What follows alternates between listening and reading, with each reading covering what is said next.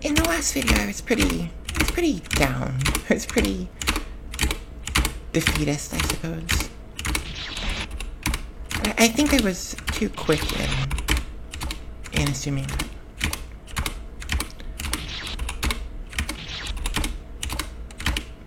I think the American people as a whole I think they're beginning to realize what's going on. I think the Democrats are mixed on that. Because of course they're mixed. The Democratic Party's always been a weird mix between centrists and actual leftists. Well, it's a mix because the leftist movement is growing. Whereas the old establishment politicians, those are the neoliberals.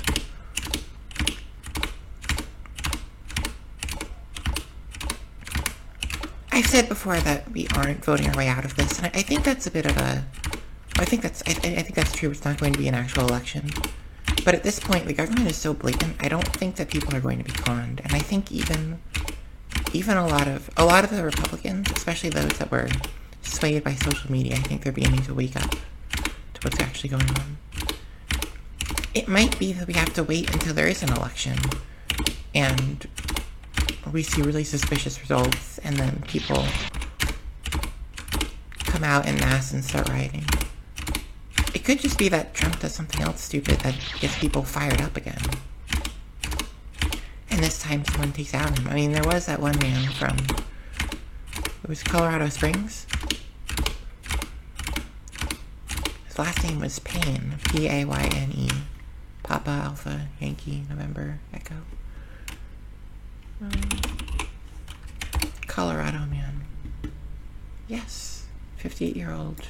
See, even the older people are fighting back. It's not just the young ones. And that's good to hear. Carl Howard Payne. See, that at least gives me some hope. If even the older people are fighting back.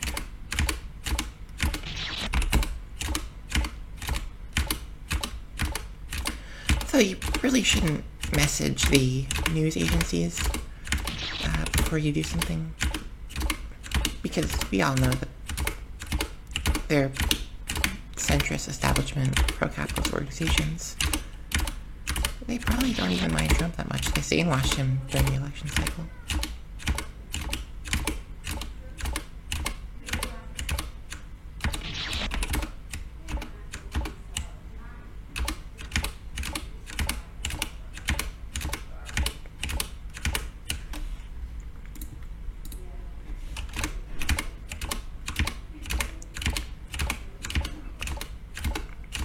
However it happens, if we can get a blue supermajority in Congress in both houses,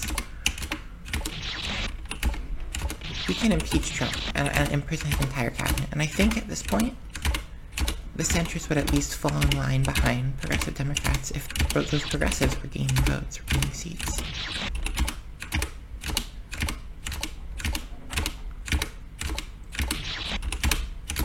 And for as weak as candidates like Biden are, I feel like they'd at least cave in and sign a bill if there's a progressive majority in Congress. We talk about getting a progressive president like Bernie Sanders, but he can only do so much if Congress isn't willing to back him. And I don't know if a centrist Congress would write progressive bills for a progressive president. But I do think that a centrist president would write progressive bills for a progressive Congress, or would sign off on progressive bills passed by a progressive Congress.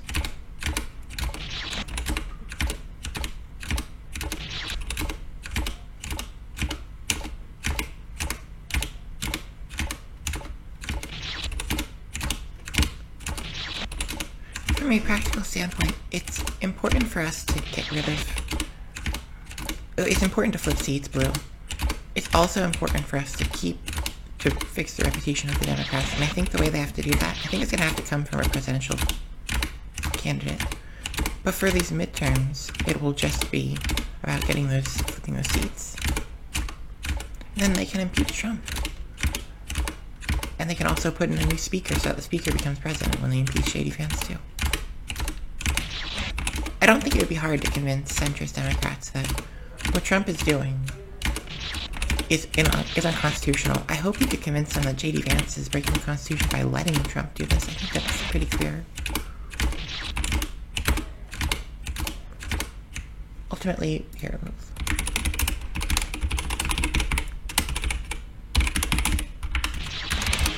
gonna look something up quickly.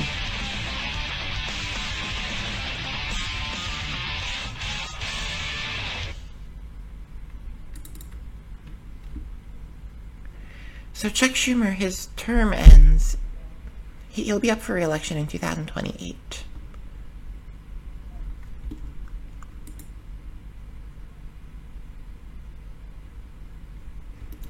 I'd love for AOC to primary Chuck Schumer, but obviously that isn't going to happen until 2028 at the earliest. Frankly, AOC should be looking at being president in 2028.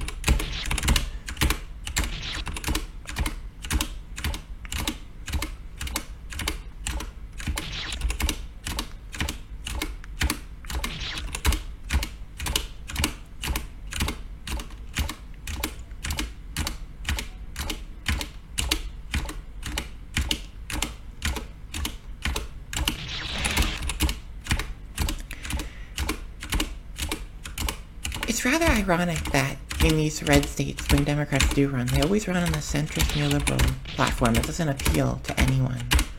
If they spoke to people, I think they could get votes, even in red districts. We just put a Christian, progressive Democrat, put them in those red districts. A guy who's a Christian, openly talks about his faith, and also will vote for Medicare for all. Medicaid for all. I don't think that would be that hard of a sell. I think the Democrats assume that people in red states are stupid and would never vote for a populist platform, but then they don't give those people in the red states a populist platform.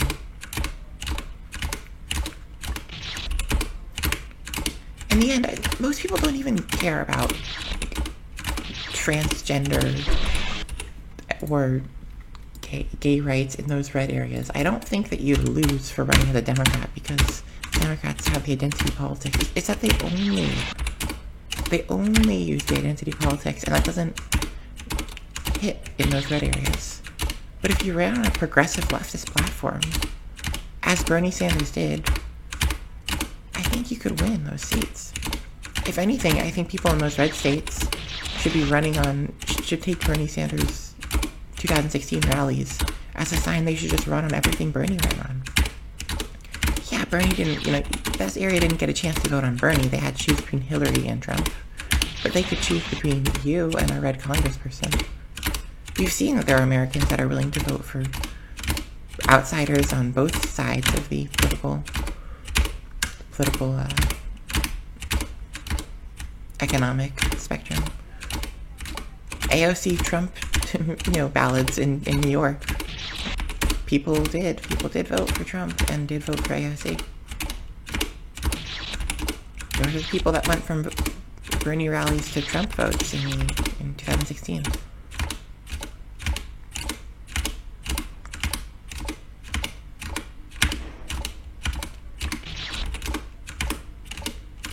I do think, though, if Trump were to be impeached, I'm not sure what would happen after. But it's definitely the right step. The right step is we get Trump out. And after that, I don't know. It could be the military has to come in to remove him. It could be that Republicans pressure him to step down. He does. Maybe they impeach and remove Trump. And then Vance comes in. And they impeach and remove Vance.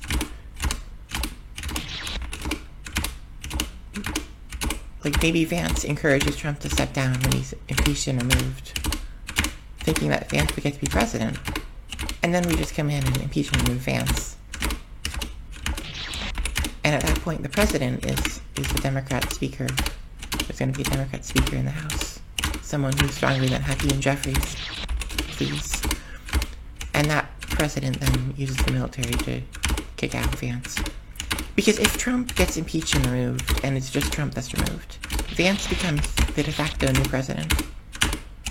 Then Vance would have control of the military for the purpose of whether to remove Trump from the White House. So we do kind of need to have some sort of chain. We need to have some way of Trump gets out, and then we persuade him to leave. Or we get J.D. Vance, persuade J.D. Vance to make Trump leave.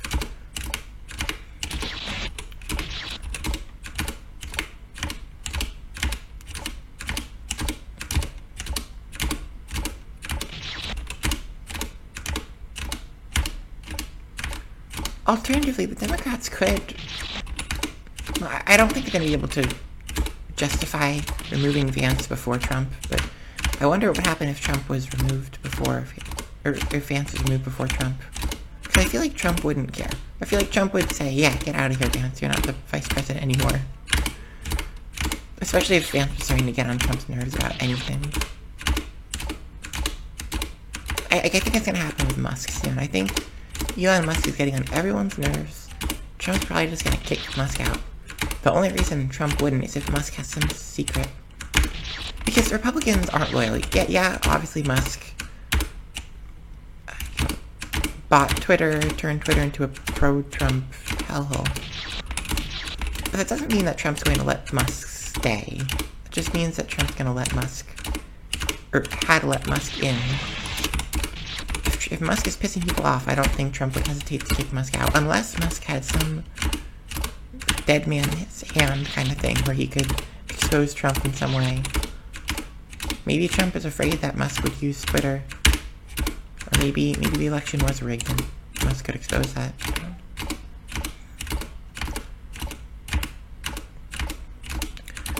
Realistically, if Musk still has support from people on Twitter, which he does, he could rally up the masses against Trump and for someone else. Frankly, Musk could rally up people to tell their senators to just impeach and remove Trump and put Vance in charge. Although I think Vance hates Musk. I think Trump is more favorable to Musk than Vance would be.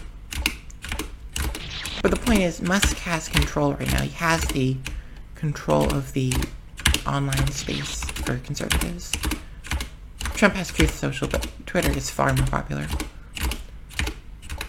And so in this weird democracy-ish, transitioning to authoritarian government, Musk has the power. He has that linchpin. He doesn't control he controls the technology, but he also controls the people who vote for government.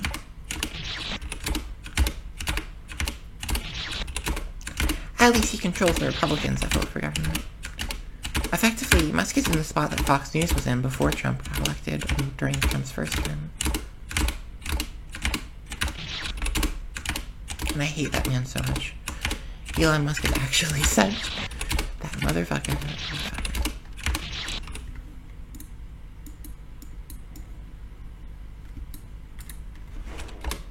That's all there is to it.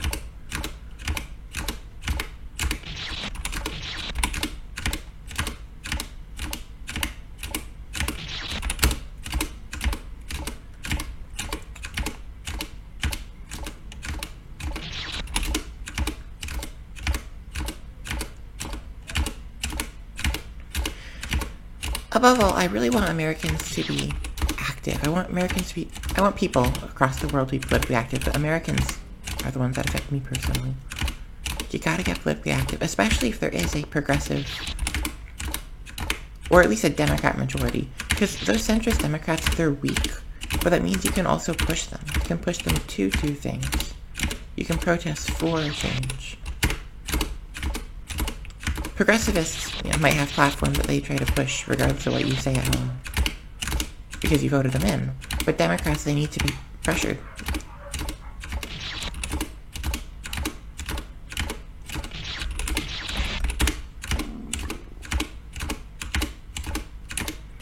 Like, if you look at, I talked about the Patriot Act before. If you look at the Patriot Act, if you look at what happened where George W. Bush, after 9/11, pressured Democrats to give him this power to spy on all civilians, and Democrats folded over. But there really wasn't a protest movement against those bills. We know that those bills are wrong now, but I think if you would have protested, if you were to have asked for a rally against the Patriot Act, you would be shunned. And therefore, Democrats folded in, and obviously in hindsight they shouldn't have, and it wasn't their party's leader that asked for this. But I think Democrats wouldn't have felt comfortable voting against that, and I don't think the Democrats are being told from home to vote against the Patriot Act. Yeah, you may have had some cybersecurity experts, some historians saying this is a bad idea, but the masses, the actual people voting, I don't think those people were opposed to the Patriot Act. And if they were, they didn't speak out about it enough. Even nowadays, if you try to diminish 9/11, people get antsy about it. Like, I'll say it. Yes, 2,000 people died on 9/11. That is a extremely small amount in a nation of 300 million people. Your towers aren't worth that much. Quit sobbing over that. Let's move forward, because our government's getting fucked right now. There are more than 2,000 people that were sent to Guantanamo Bay. So no, I don't actually care about 9/11. 100,000 people in the Middle East were massacred by the United States. I don't care about 9/11.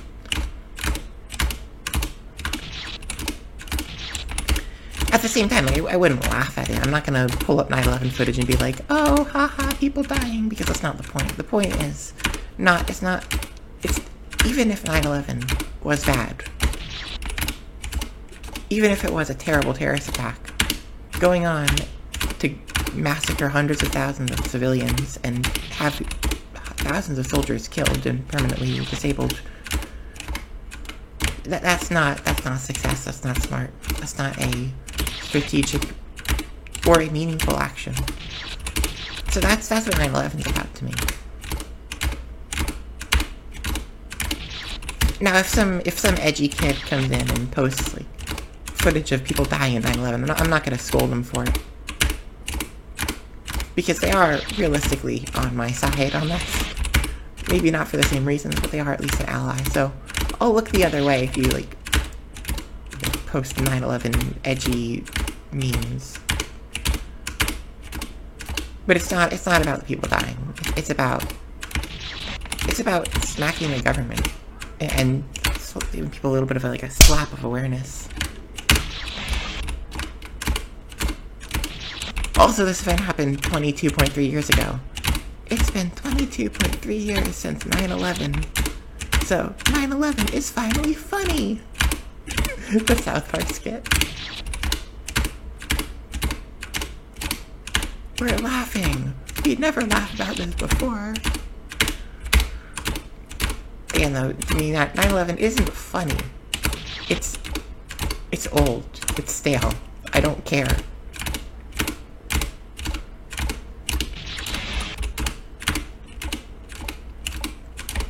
And I'm sure if I were to go out and say that openly, I'd probably be called a whole number of names. Actually, I probably wouldn't. What's going to happen is people probably just roll their eyes and move on. No one actually encounters each other in public. This isn't a Darmon video where annoying brat jokes about 9/11 lives to regret it.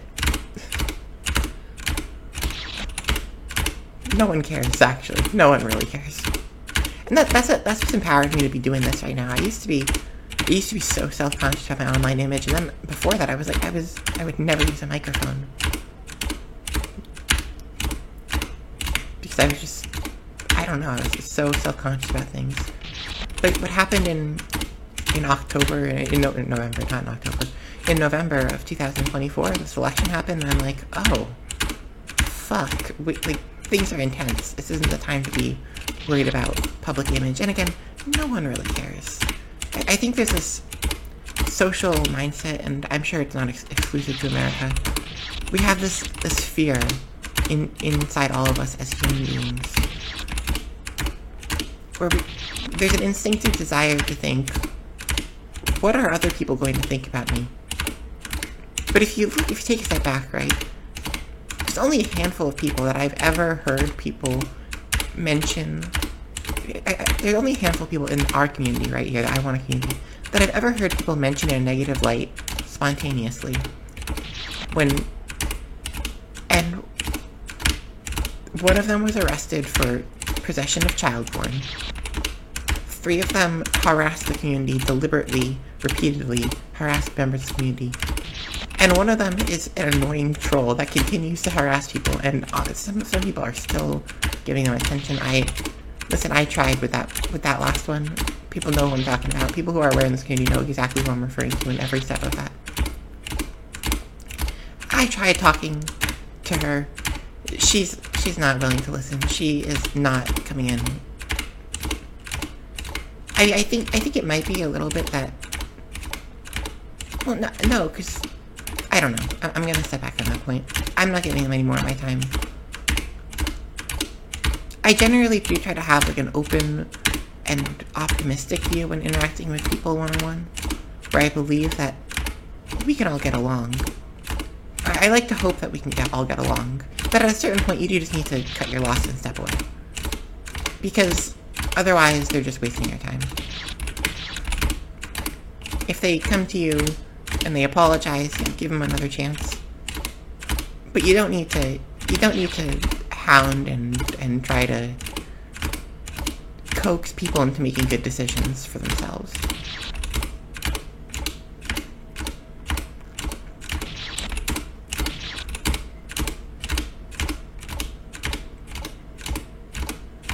I did recently rejoin the Iwana community. Kind of took a scroll through some things. Seems like it's pretty chill now. I think I do have a little bit of a negative bias towards the Iwana community, and when I left and I didn't interact with the years, I just kind of remembered the bad moments, and that kind of tainted my view of the community. There's a lot of cool people in this community, especially now. I saw a lot of new faces there. So that's cool. Of course, I'm not going to judge the Iwana community in the same way that I judge American people right now. After all, the community is a global community. I mean, you do kind of have to speak English, but well, you can use a translator. We have some people in the community that do that, that have done that.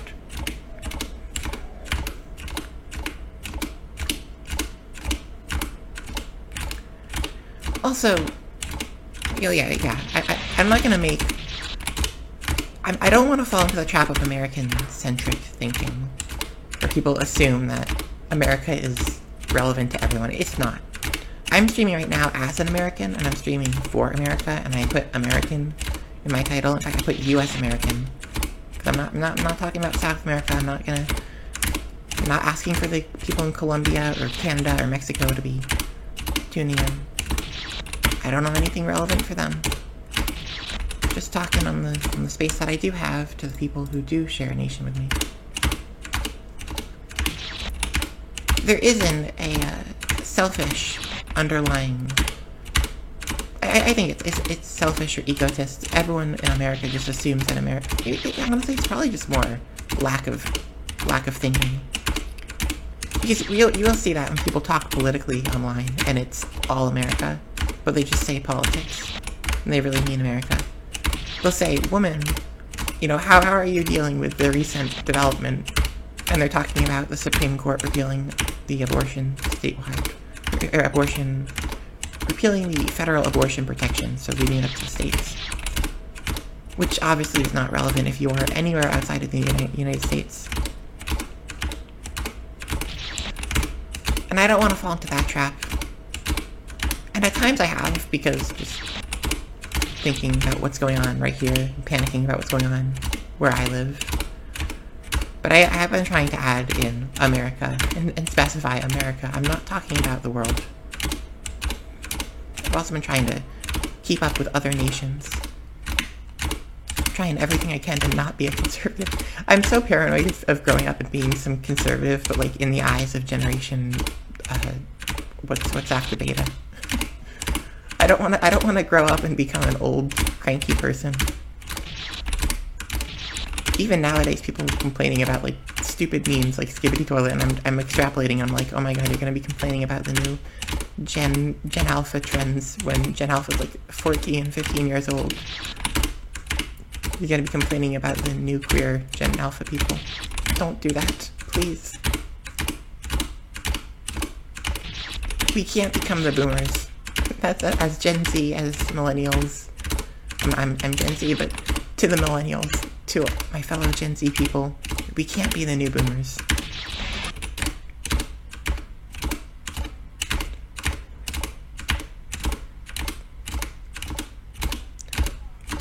I think that's the thing that I've really been reflecting on a lot is boomers used to be progressive. Now, granted, it might be that a lot of the progressive boomers that were very vocal on things like the pushing for marijuana to be legalized, fighting against the Vietnam War, fighting for women's rights, those boomers died or were charged with felonies and they can't vote. Which, frankly, we need to make sure that felons can vote. Felons should be able to vote when they're in prison. They definitely should be able to vote after prison. Both need to happen. God, if I was more coherent, if I wasn't so forgetful and clumsy, maybe I could run for Congress. I mean, it seems weird because I am a high school dropout, but like maybe I could carpet bag over to some red state where the fact that I don't have a college degree would actually help me. I could be like, I'm a practical populist. I don't need any of those fancy liberal educations.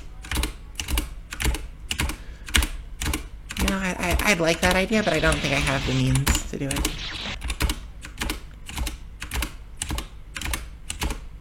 I could back a campaign, though. I don't have to be front and center. I could just... The thing is, though, I'm in New Jersey. I'm pretty sure we're all blue here. But we could have progressive blue. We could have progressive primary blue.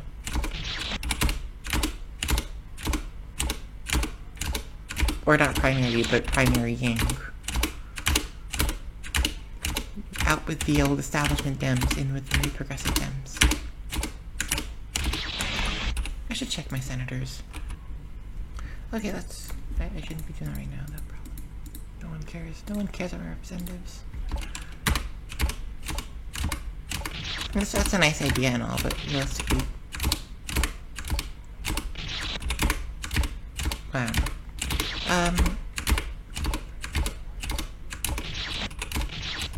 Got sidetrack reading. Yeah, I could not be a politician. I could, however, be a campaign manager. Campaign support staff. Not a head manager, but just someone. Nice idea and all, but like... Oh, I could do that. I'm about to be like, oh, but I can't do that after telling people to do things. No, I gotta live up. I gotta live up to what I said.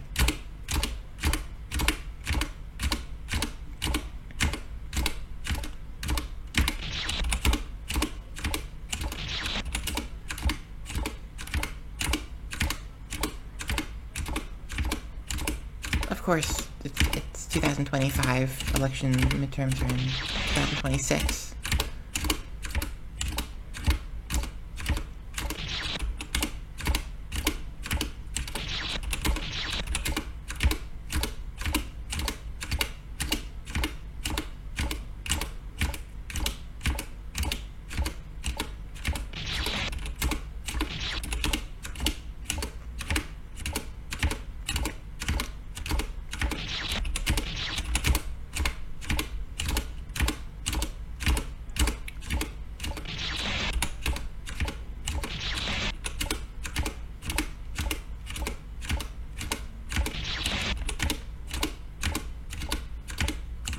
Knowing that I have some Republican representatives, so I could call them and tell them to impeach Trump. There's the 5051 group is pushing for that to happen. For people to call up their representatives and demand they impeach Trump in advance and jail the entire administration. I can ask.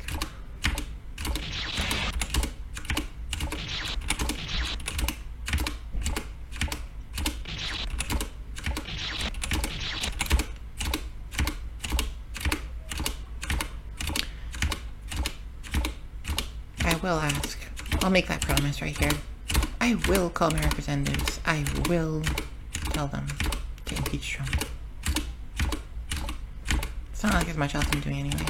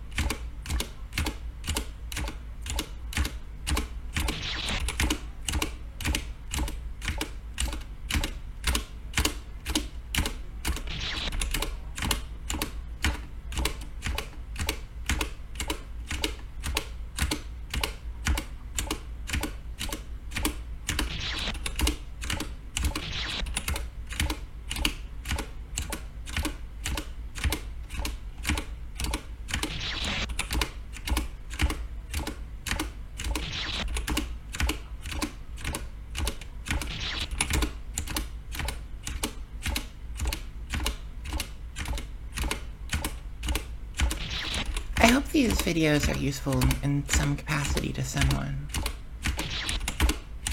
I'm gonna leave them up regardless. I'm sure a lot will change, and maybe like five years from now I'll be embarrassed by these, but I'm gonna leave them up. So I think it's an important period of time. There isn't any other real way of like, preserving. I guess at the very least these videos will preserve, I guess, that what it felt like during this time, how I felt during this time. Because something that really won't be, it isn't easy to remember and to summarize that.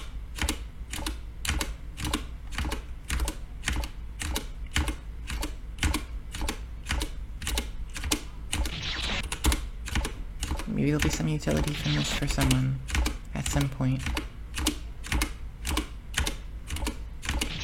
Suddenly I'm thinking long term. The first video I was like, I'm gonna die in a couple months. Second, I feel like it was the same kind of way. Third, I was sad. And the fourth video, I'm like, 5 years from now, I wonder what I'll think. 5 years from now, if I am dead, these videos will definitely be staying up. Also, 114514 clear, so if nothing else, I got my clear.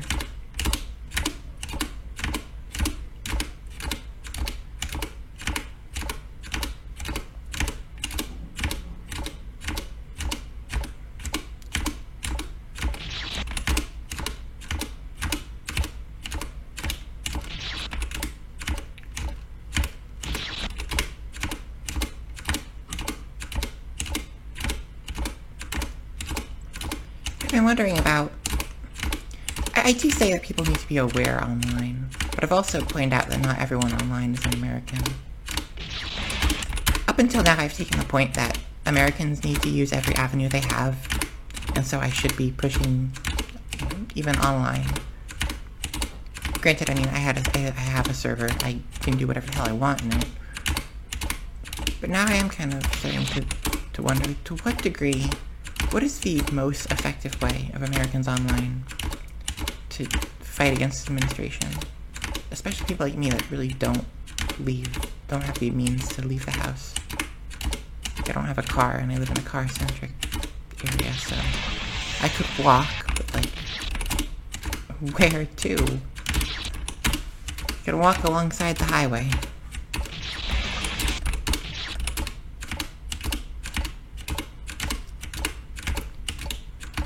Because someone like me in my place, protesting never felt like a meaningful action.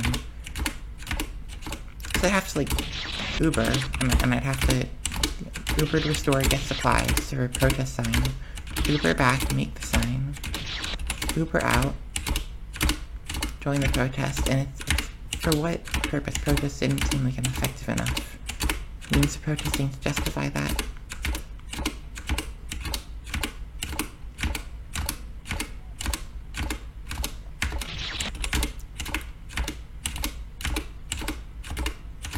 Yeah, I'm the kind of person that lives in a dark hotel room. Like, if I have any role in this administration, it probably is going to be the Ted Kaczynski type. It just goes out one day and, or the adjuster, gets from a motel room just shooting someone in the back and hides and disappears. No one ever finds them because it's not Luigi. Free Luigi. Free Luigi.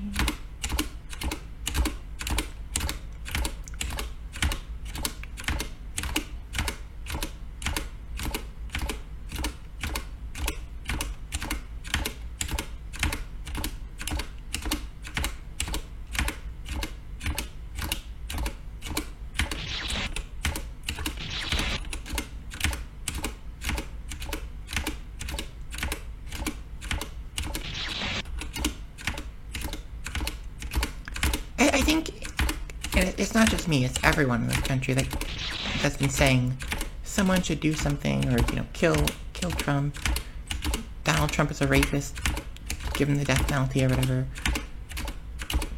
But then, those people, for all that we say that, What are all of them doing? What am I doing? We're not really doing anything. I was under my original plan, and what I guess I'll continue doing before the election was just to spread awareness. After the election was trying to like shake the boat, rock people to do something. But unfortunately, I don't think that. Well, it did work. It did work though, because people were ranting and posting Elon Musk memes and talking about killing Elon Musk. People went, protesters, rebels went to Tesla plants, Tesla showrooms and dealerships, and burnt them, destroyed the cars. People did react. We just need to keep doing it. I'm here saying, why hasn't it worked yet? When it's been 5 months. Because or 6 months maybe. Because you fight fascism with violence, but then you keep fighting fascism with violence. You don't stop after violence doesn't immediately cause it to crumble.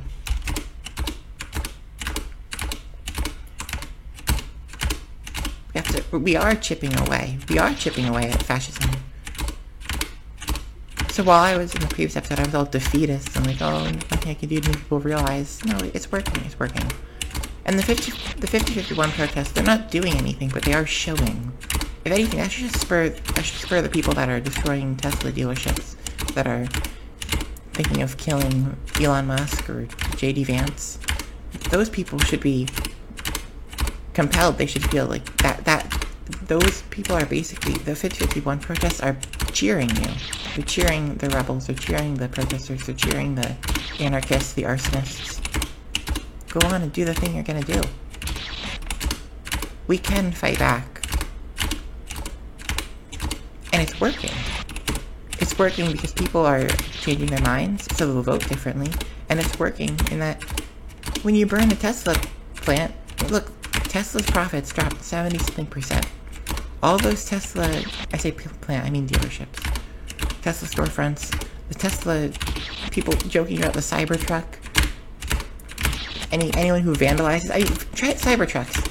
If you want to cause damage and have a really good chance of getting away with it, you just destroy a Cybertruck. You just take a bunch of water and pour it on the engine. In the electronics. A car wash will destroy a Cybertruck. All you gotta do. Yeah, you could do that, or you could just take some. You could spray paint the Cybertruck. Good luck getting that off if you're a Cybertruck owner.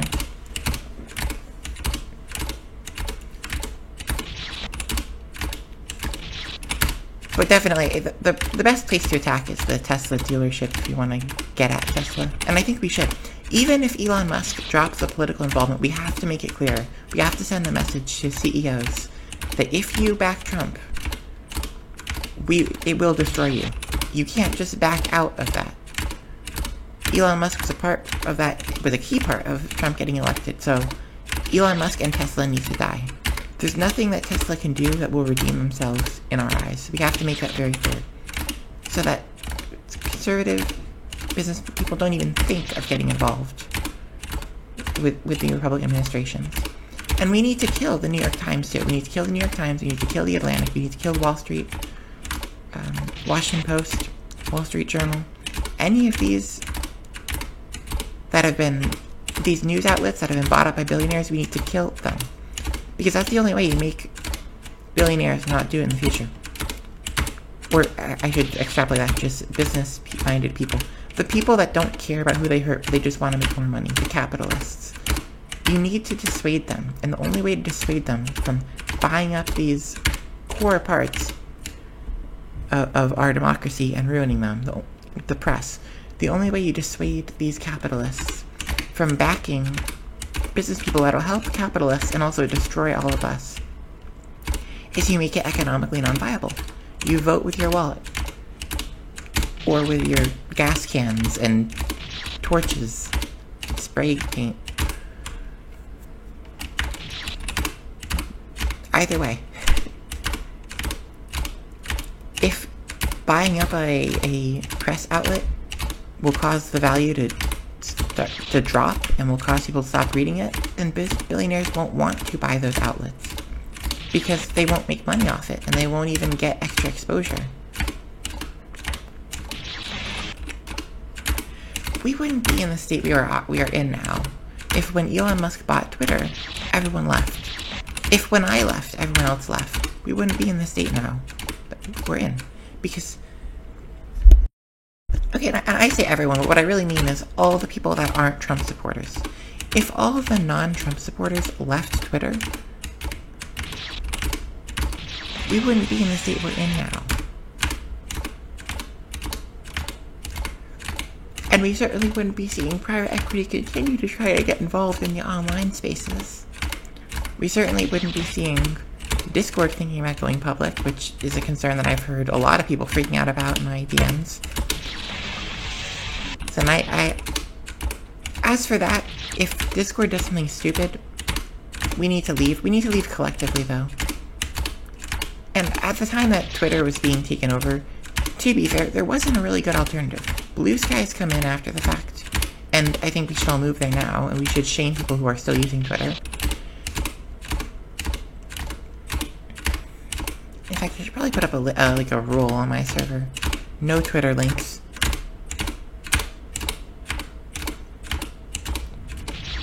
No X links. We're not supporting X. I think the left in general needs to be better about choosing their battles and also better about fighting hard on the battles they do choose. Instead of criticizing everyone, we should choose a few issues and then go so hard on that it makes people, it scares them into compliance. And yeah, I think we should, to an extent, we should be obnoxious and force people to have conversations they don't want to have. And that includes the people that are drawing furry art on Twitter. That includes people who are trying to be political activists on the left that are on Twitter. Leave Twitter. Destroy that site. It'll collapse faster if there's less people on the site. They care about user metrics. That is the number one point that social media outlets are judged by, is how many users are on you. How many users are using your platform. Because Silicon Valley and venture capital has this growth at any cost mentality.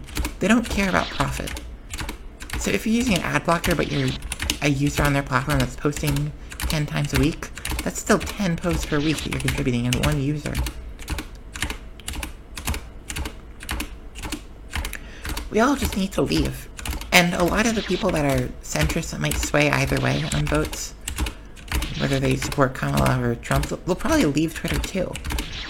Because if all the interested people are on a different site, on Tumblr, on Blue Sky, what have you, why would anyone stay on Twitter? Unless you are a diehard Trump supporter. And therefore, the diehard Trump supporters wouldn't be able to convert other people. Let them have their alt-right echo chamber.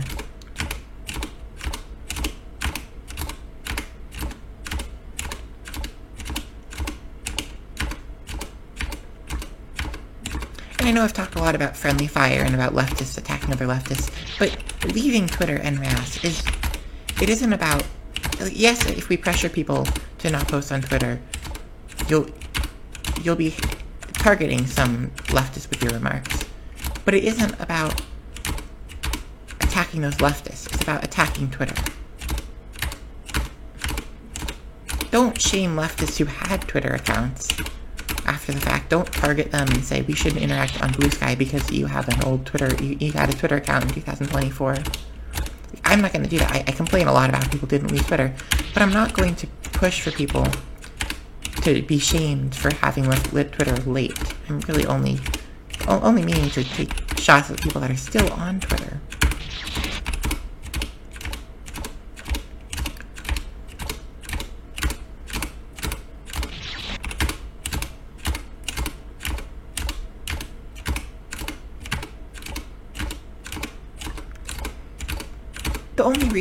The biggest deterrent for people to leave Twitter when Elon Musk started taking over was that there wasn't anywhere else to go that had people. So that's the other thing. If I wanted to, I could leave Discord right now and go to a service like Revolt. But there's no one else there, so I'd just be alone. And I've kind of felt that way in trying to leave Twitch, too. I don't care so much about having viewers on my streams. I do kind of care. I do kind of miss that, but I'll suck it up and hope that I can be vindicated in the future. When I do move to DLive, which I will be moving to unless someone has a better option.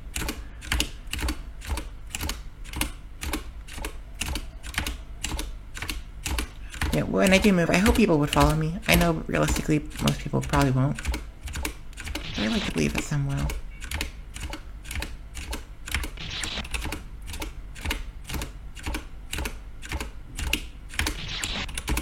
And, you know, if I could just encourage some other streamers to follow me. If I could encourage other people who play I Wanna Be the Guy fan games to come over to DLive too.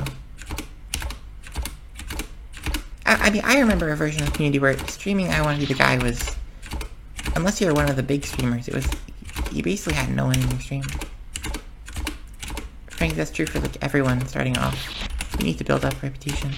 But there's a point where I Wanna Be the Guy games in total had very small numbers of viewers. And they've always been a niche part of the internet sphere. So I feel like if I were to move to DLive, I wouldn't be any worse off than I am on Twitter. I mean, right now I'm streaming to no one, but that's because I'm playing 114514. I'm talking about American politics, which is relevant to like maybe 20% of the community. Not even. The only other person streaming right now also has like 4 views, I think.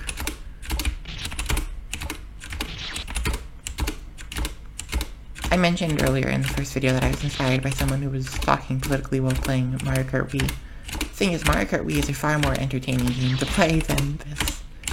Which might have been I might have been doomed to fail. But okay, this is also about getting my 114514 clear.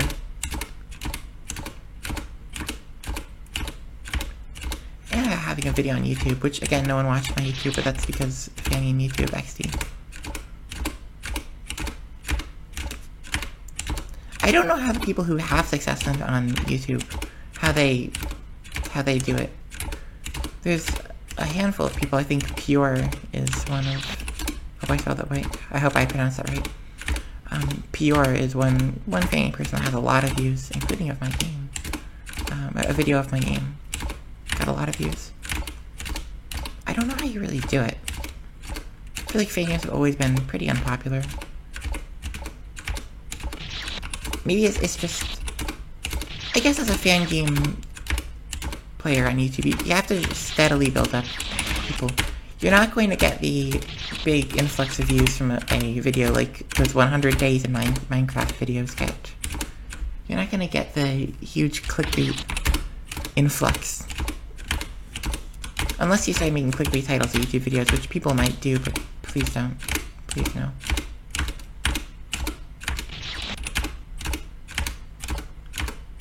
At the same time, I don't think the community's ever really cared about YouTube. Some individual members might have, but I don't think anyone in the community has really been focused on using YouTube as a way to bring people in. Also, I'm supposed to be talking about politics, not fan games. What am I doing?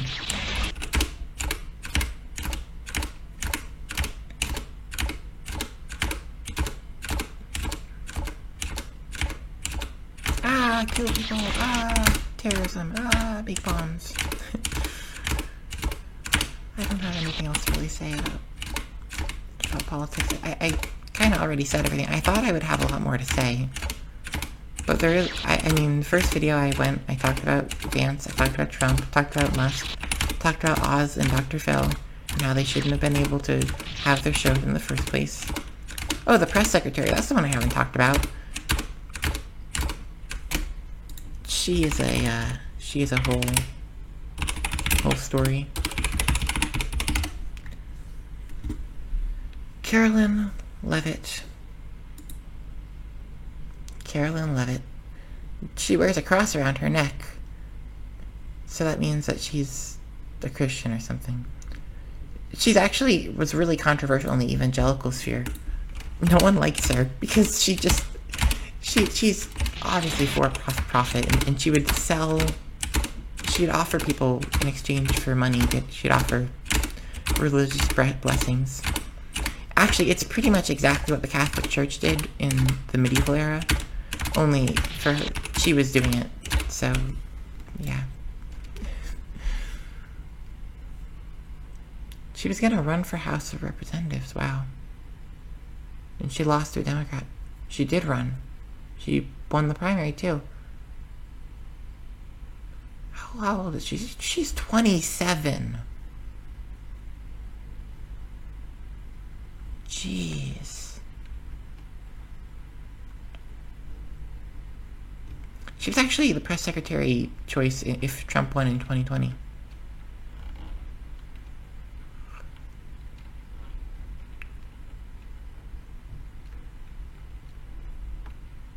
The first person in her immediate family to graduate from college. Wow. Yikes. I almost wish she didn't. And no, uneducated MAGA is just as dangerous as educated MAGA. In fact, her degrees probably don't mean anything to MAGA either way.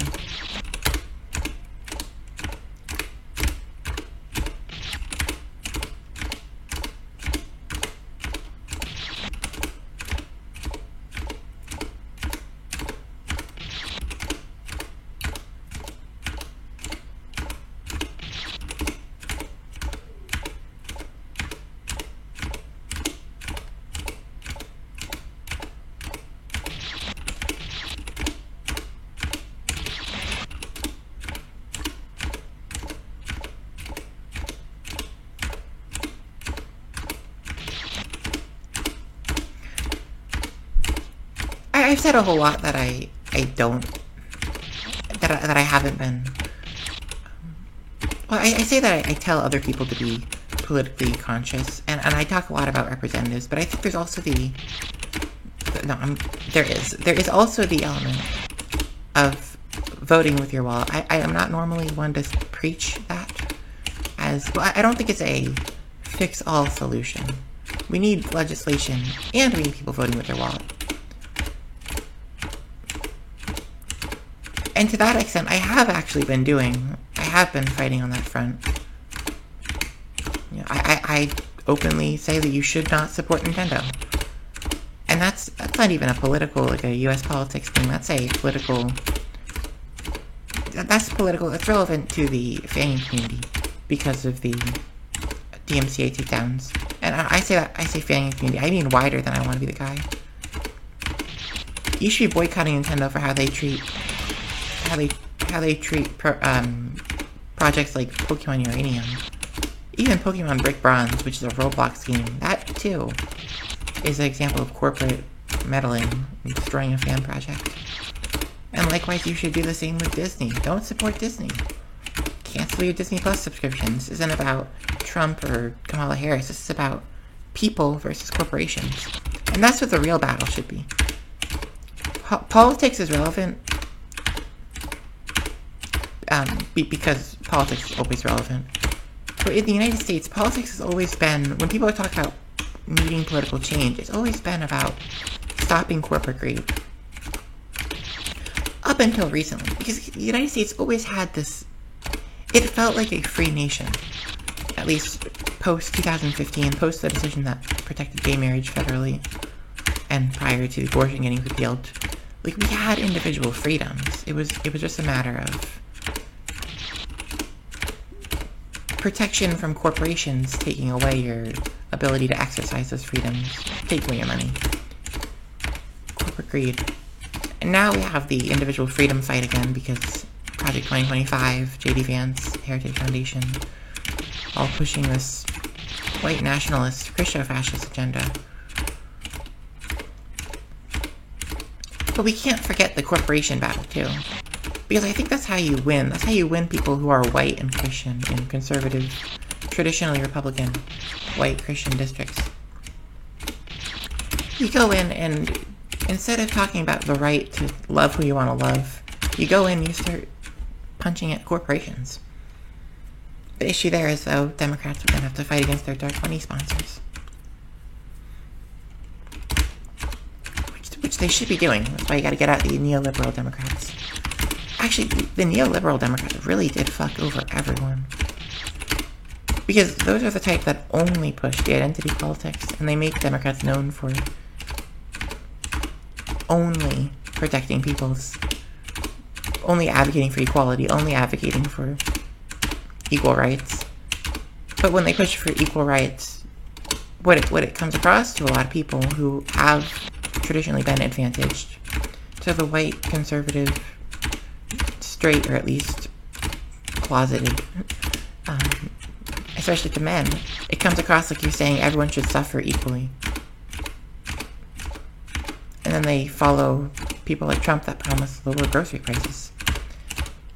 Progressivists like AOC, like Bernie Sanders, they've always had the message of being able to help everyone. And I think Democrats, the neoliberal establishment centrist Democrats, come in with this message that it's our obligation or our civic duty to uplift the lower class.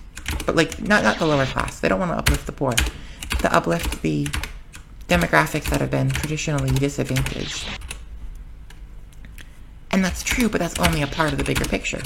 And if you only do one thing, you make people sick of it. Obviously, I want to protect civil rights. I want people, especially, I don't want Project 2025 to win and put in neo-segregation, put in forcing women into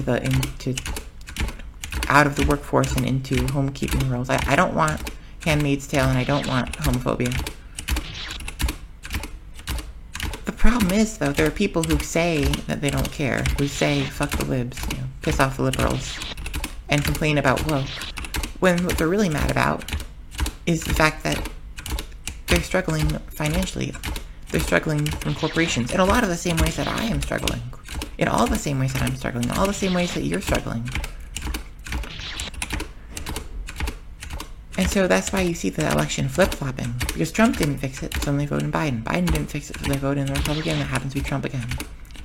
And then they're probably going to vote for... They're going to vote for whoever the Democrats put in. Because they saw what Trump was like, and they have that fresh in their mind. And so they're going to vote for whoever the Democrats put up. Democrats here are acting like they're fighting... They're going to...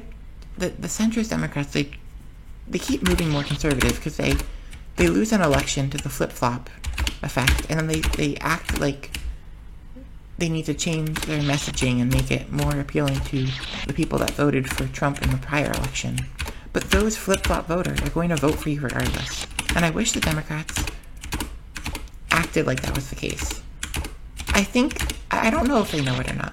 I don't know if they're aware and they're using the idea of moving conservative, like they're using it as an excuse to move more conservative, which they want to do anyways. I don't know if they actually believe that they're going to lose if they put up a progressive candidate. But if you look at 2016, assuming that they're operating the same mentality they were in 2016, Democrats had just won an election with a populist candidate, Barack Obama. They hadn't had much success in office with a lot of their, or in Congress, because the Republicans just filibustered everything. But Democrats had won that election. So, at least to me, it seemed like they'd want to choose a candidate like Bernie Sanders, a more progressive candidate that wanted to fight more, that was willing to fight for people, because they had just won moving more progressive. They had Bill Clinton, and they lost to George W. Bush, and then they won with Barack Obama. So when you want to keep moving, Bill Clinton to Barack Obama was a... Well, I guess you should really compare. It was... Look at the 2004 election. John Kerry. I don't know what his platform was like. I should probably look that up. John Kerry. He looks like an establishment Dem. Oh, damn. In November... Wow, I'm my kind of guy. What the fuck? Hold on.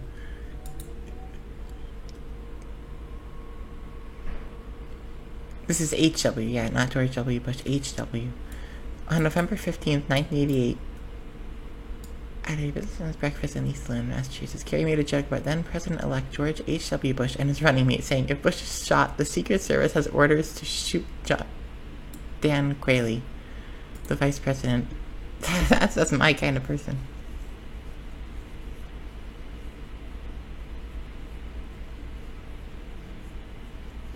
Anyways,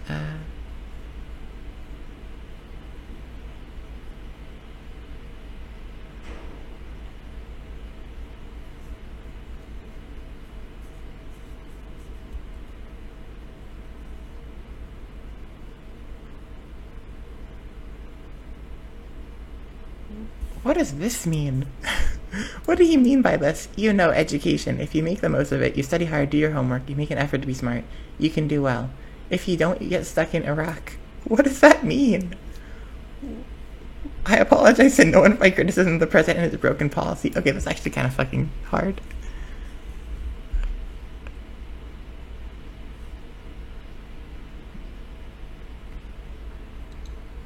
Oh, he's saying Bush is an idiot. Okay. I mean, where was his, like, his presidential?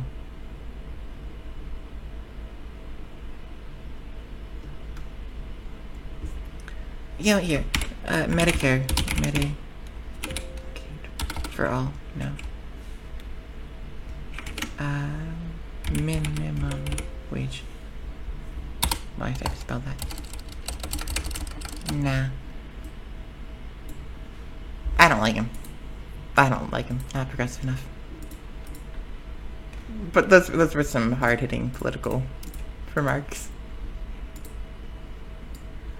If you don't study hard, you get stuck in Iraq. That is indeed agreed.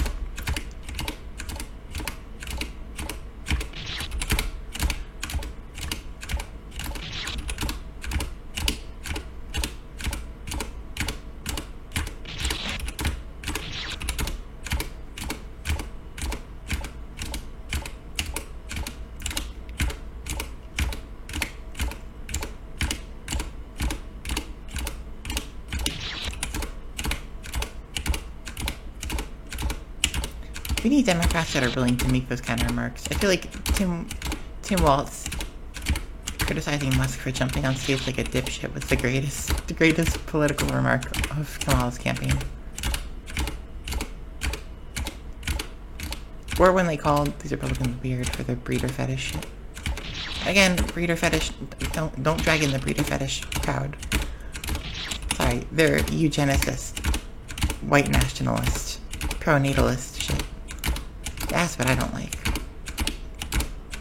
I'm all for the breeder fetish crowd.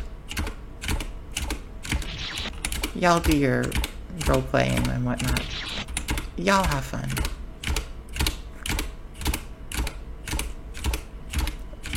Live and let live, you know? Let them have their... Let them have their... yeah, I don't really want to go into detail anymore. I don't mean to be sex negative, and I don't mean to kink shame.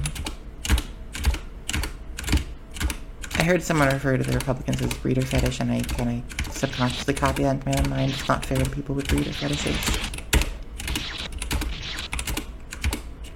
The Republicans don't have any fetishes. They're like the most dull, uptight crowd.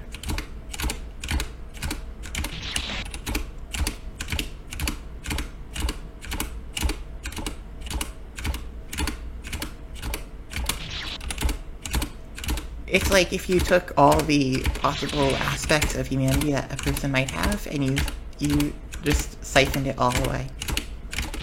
The Republican ideal citizen, you know, what they see as an ideal person is just purely a profit-producing machine. Honestly, the idea of a Republican, that the Republicans are pushing for is so fucked up.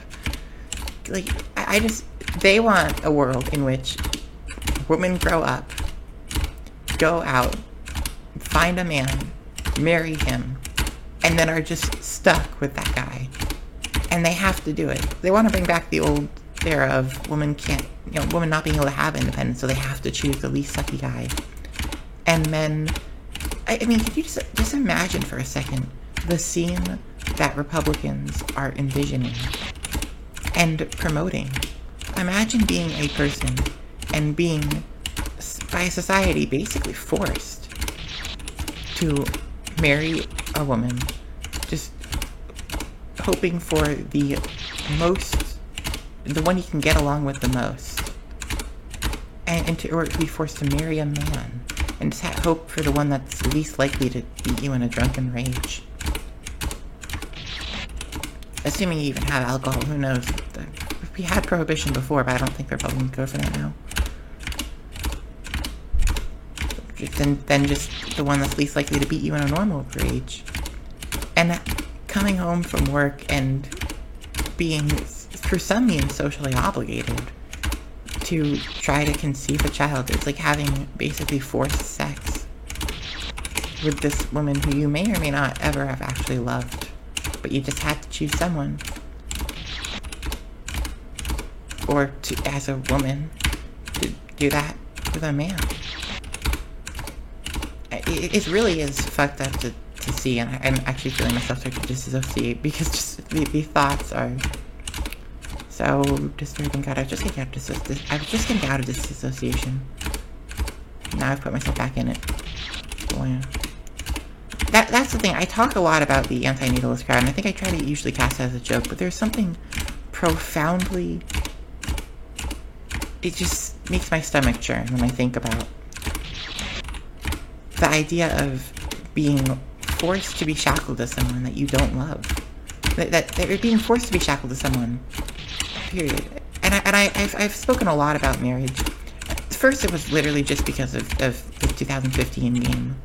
But at this point, it has become my real point of view, as I've seen these Republicans preach marriage as this way of, in a way that truly seems, it makes me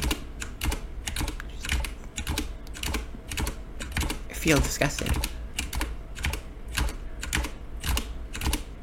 And it also is, I never really considered marriage before actually looking into the political world, at least prior to the arguments that are being made after abortion was overturned. And the whole, your body, my choice shit that's come up recently.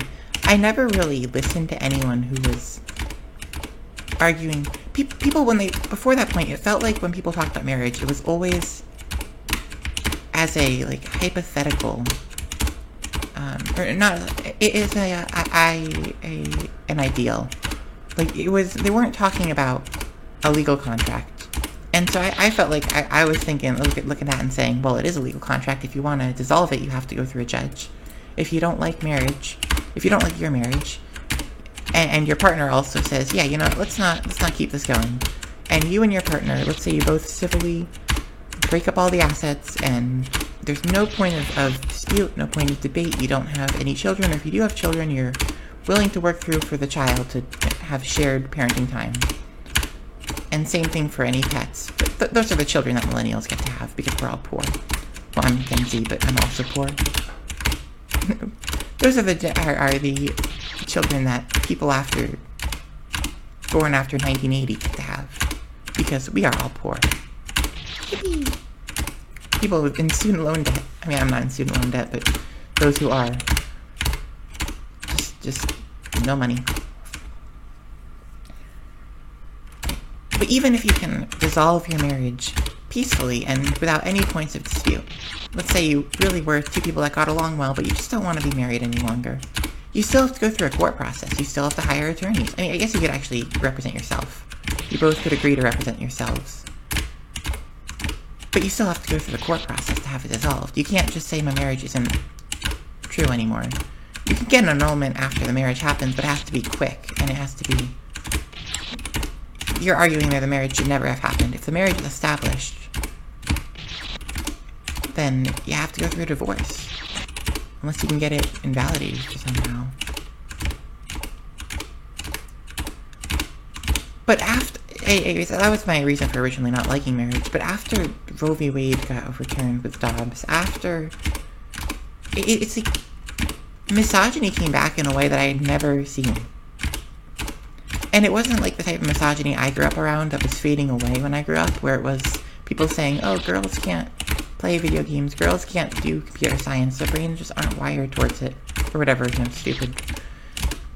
Misogynistic, assuming that women were less capable. It wasn't that, it was saying women need to be pushed down. It wasn't saying that women can't, it's saying women shouldn't.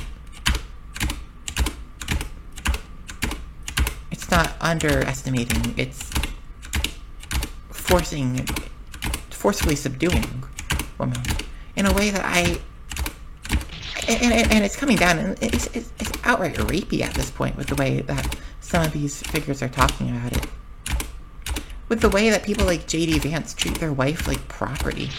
Seriously, he can't even stand by his wife. For all that he preaches about traditional family values, people are out here insulting his wife for being Indian. Referring to her like she's an animal because she has darker skin and Indian heritage. And what does J.D. Vance do? Oh yeah, she's not white, but she's a good mother. She's not white, but she's not white, but it's a horrible way to defend your wife. It's not a defense of your wife. You're trying to be like, you're basically giving the hear me out. Okay, I know, but hear me out. It's for your wife, who you've sworn is your partner. I mean, it's keep your individuality by all means. I find it really creepy when people act like marriage should make you one mind, and that you should share everything and not have any private life, go everywhere together, and that's like creepy, controlling vibes. But this is just complete disregard. You're treating her like a maid. Just blatantly disrespecting. And of course, to a camera who is going to record this and put this message out to the world.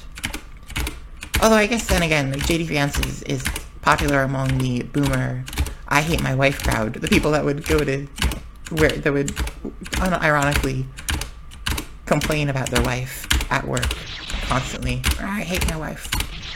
Stupid bitch. There's something so ironic about all of this. At a certain point, you just have to sit back and laugh and just joke about it and make fun of these people. Seriously, the pro-marriage crowd and the vice president who's leading this pro-natalist, pro-family values can't even defend his wife. Has he ever complimented his wife? Has J.D. Vance ever said something to the camera about how much he loves his wife? Because when I hear about people that are like, when I speak to people that have romantic relationships who are queer online, they talk, even when I don't know who their partner is, they talk about their partner in a positive way. And again, I don't know their partner. I've never spoken to their partner. I don't think their partner's in any spaces I'm in. So they're talking about their partner in the way they're talking about their partner, not for any like external validation. Just because they're a nice person and they love their partner. Just because, forget being a nice person, like you don't have to be perfect. You can be someone who's a greedy business person and still love someone. You can be a non-perfect human being and still love. Why do these supposed proponents of heterosexuality, of family values, why don't they love their partners? Why don't they love their children? Why don't they say it? Is it really because toxic masculinity has pushed them to believe that loving a woman is a weak thing? That loving a man, loving someone of the opposite sex, is that gay in their eyes? Fellas, is it gay to date Taylor Swift? Well, that's because people are really stupid and they're trying to make it out to seem like Taylor Swift is somehow transgender. That whole argument is so stupid. You have a cis woman and you're arguing that she's actually trans, so you can argue that her husband is actually gay. They did the same with Michelle Obama. It's like, are you serious? What the fuck? Keep in mind, Michelle Obama, like, she she completely looks like a woman. She looks like someone's mom, like I would have, seen as a kid. She looks like a woman who's a real woman, not a Victoria's Secret model that's like half silicone. Silicon Valley. Different kind of silicone. Different use of silicone. Wait a second, the silicon is the universal tie between the alt-right Christo-fascists and the tech bros. I just realized that. That's actually kind of funny. They want women that look like models, and they want women that look like 1960s vacuum cleaner models. And they want technology surveilling all of us. And both of those are filled with silicon. Silicon Valley. Silicon Valley is what it should be. With how many queer people are in tech. How the fuck did the tech bros take over? I thought it was like... I thought we had the programmers. I thought we had the online space locked down. Like, look at VTubers. You've got the entire IT department that's like 90% furries. Game programmers using their programming socks. How the hell did we lose this battle? How the hell did we lose? How did we lose Twitter? Because we might have the numbers in the online spaces, but Elon Musk has the money. The capitalists, the alt-right have the money. Actually, the alt-right don't have the money. The capitalists have the money. The alt-right get money from the capitalists because the capitalists think that the alt-right agenda will benefit them. And frankly, they probably will. The US has legalized slave labor in the 13th Amendment for prisoners. The alt-right want to imprison large groups of people. That is the business capitalists playbook right there. That's nothing new. That's just is true.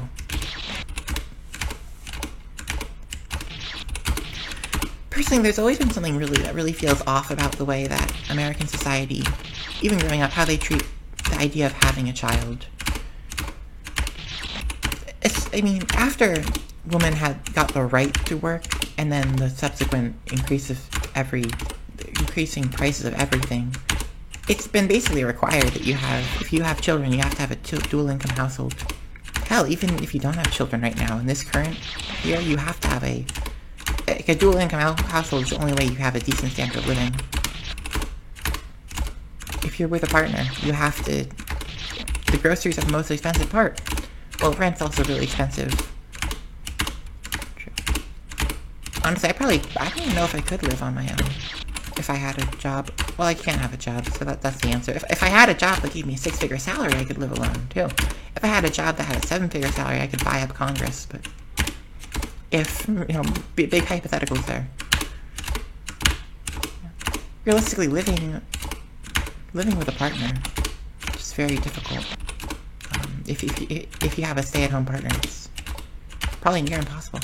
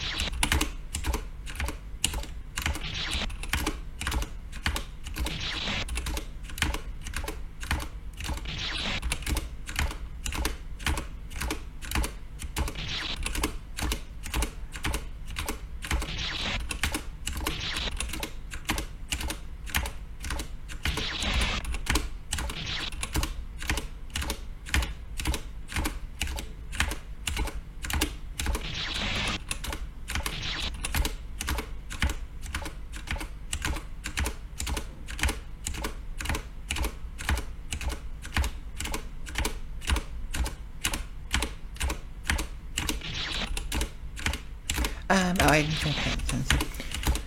The way that they've normalized this idea that people will have children and then not even see them most of the time. You're working a 9 to 5 job.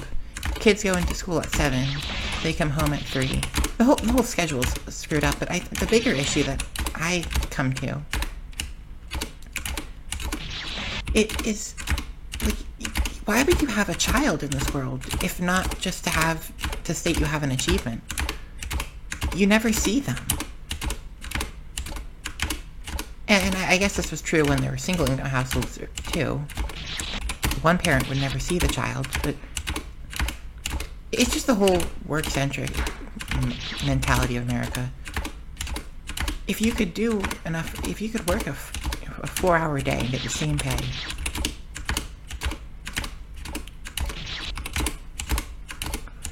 well, obviously the capitalists wouldn't want that. They want everyone working 8 hours. You can do the same amount of work in 4 that you could do previously in 8. They just want you to double your workload. Do 16 hours worth of work in 8 then, instead of 8 hours worth of work in 4. Obvious.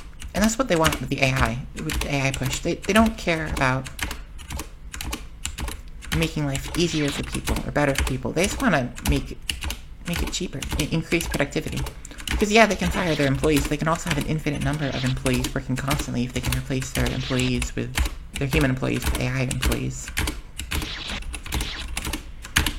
Obviously, AI can't do that. AI can't replace those jobs. It's not good at that.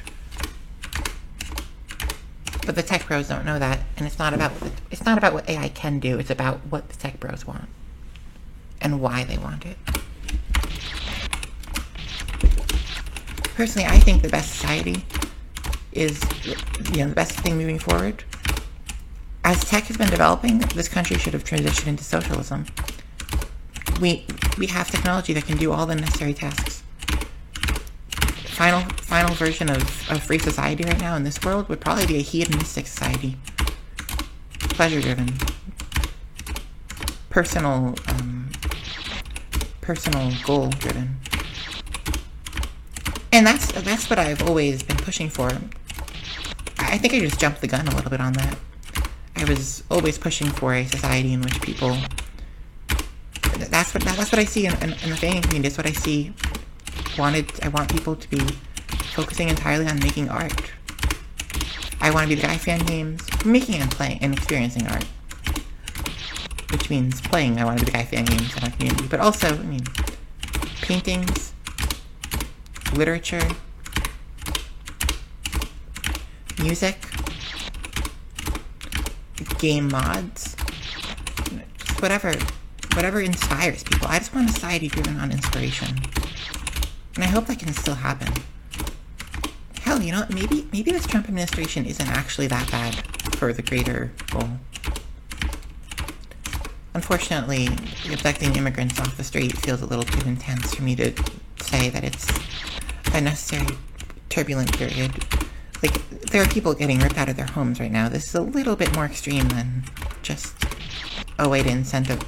It feels wrong to say some must be sacrificed when the sacrificing doesn't mean that you have to work a shitty job. It actually means that you have to go to El Salvador and potentially end up in the pile of human corpses and blood. That, to me, it does seem a little tone deaf to be saying that. If it wasn't for the abductions, I probably wouldn't be fighting as hard as I am in the ways that I am right now. Even if it means just yelling at people to do something.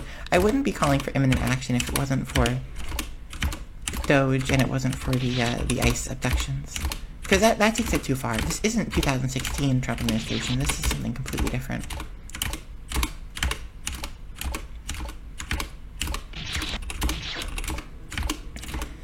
That and the way that these officials in government have been talking. Because they make it seem like they're declaring war, and that makes me wonder about the the so-called peaceful transfer of power. Even if we vote out all these Congress people, who's to say that the Republicans would allow a fair election if they're right now talking about liberals like they're enemies in a war? It makes me think they're not going to exactly open up the polls for us to come in and vote. And I say liberals, I mean leftists and liberals, and everyone who isn't a Trump supporter. Centrists should be on this, too. Neo-libs, everyone, just... anyone who's willing to stand up and vote out these Republicans. there should not be a single Republican in your state, and I will try to figure out some way to fight against the ones in mine.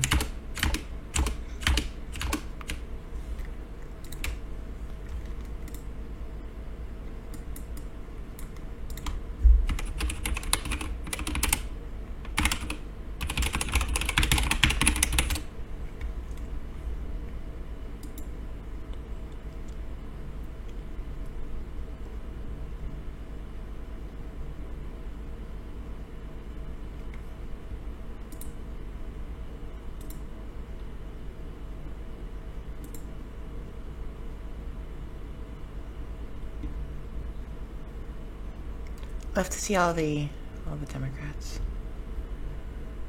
I mean, it's a majority Democrat makeup in my state, but that's not good enough, because every Republican seat is contributing to the Republican majority in Congress overall. It's not good enough to just have 8 out of the 10 seats be Democrat. That'd be fine if this was the New Jersey legislature, but this is about the federal House of Representatives and Senators. Every single one of those Republicans counts, and every Democrat in a red state counts too, for us, not against us. Isn't Jasmine Crockett from Texas?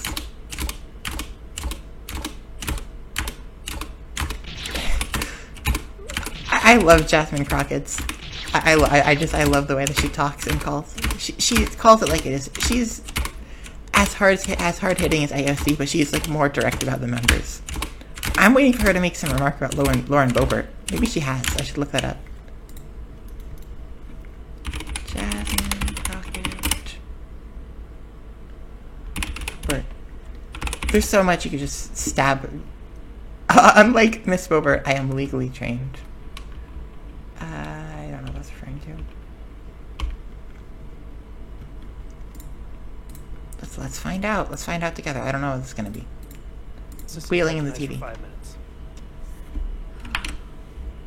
This committee runs my pressure up. And I do come prepared to committee, and then there's always somebody from this side that does something ridiculous that throws me all the way off. So, Jesus. Okay, so this is where we're going to start, Ms. Caskin. First of all, let me apologize because that was uncalled for. So let me do what she would never do, which is to be an adult in this room or in this chamber. So let me start there. I'm also going to start with some nonsense that she was trying to spew. And unlike Ms. Boebert, I am legally trained, and I've passed a few bar exams. And I also legislated before I got here. So I do want to start with correcting the record a little bit. And if you want to add to that, please do. There was conversation about ATF because my colleagues love to talk about their guns, baby. And I'm from Texas. So let me be clear. I also own firearms. Let me screw. Democrats own guns too. Let me make it clear. Yeah, thank you, Crockett. Stop calling me anti-gun. Regulations aren't necessarily bad. It didn't stop me from being able to get a gun. So props to her. I've always been kind of irritated by that because the people on the right wing will always be like, oh, you hate guns, anti-guns, you want all the guns taken away. No, I actually don't. I've been like the loudest proponent of shooting bad politicians. I'm clearly not anti-gun. I know that the people like the adjuster who shot Brian Thompson have guns. I'm for guns. I'm not against guns. Do you think because I live in a blue state and I'm a Democrat and I'm a it's only really the establishment Dems, but even then, they're not really trying to ban guns. It's just the right wing yells about guns so much. I don't want guns in schools. I don't think you should be able to carry a gun around anywhere. If a business doesn't want you having guns, if a location wants to call itself a gun-free zone, I'm fine with that. Like how you can be a gay-free Christian bakery. Like, hello? Are we really going to treat guns better than people? Anyways, I'll shut up now. I said what I wanted to say there. We were talking about, or y'all were talking about the ATF, which I wasn't going there. I didn't plan to go there. But you know what? I honestly wish the ATF would run amok, because we know that seemingly the people that run this chamber don't have the courage to come up with one of the things we've heard is common sense regulations when it comes to guns. And to be clear, our Constitution, the Second Amendment, anticipates people having common sense. Unfortunately, we have not done that, and unfortunately, it has cost us lives. So when you were testifying a little bit earlier, you talked about unintended consequences and the fact that we are supposed to be able to anticipate that as lawmakers when we are writing laws. Unfortunately, not only have we ignored the unintended consequences, but we've got foreseeable consequences that are continually ignored. And that is why we are talking about regulation, at least on this side of the aisle. And our definition of common sense is one that doesn't keep us in the pockets of corporations, but keeps us in the pockets of the people. Because what I'm trying to do is save lives. My job isn't here to make sure that I'm pushing the bottom line for some corporation, but it's to make sure that the people that put me into this seat, which were actual people, individuals, to make sure that I can save lives. So let's talk about my state, because we always got good stuff coming out of Texas. Unfortunately, my state decided that it didn't want to be a part of the overall national grid, because my state did not want to deal with all of the quote-unquote red tape. The cost of that was lives. So we had this winter storm, and here it was, I was freshly being sworn into the Texas House, and I don't know what I'm supposed to do, because I started getting calls because there is this thing called climate change. Hello, nobody's in the chamber on the other side. But climate change is this real thing. And so in Texas, we had this terrible storm that took place.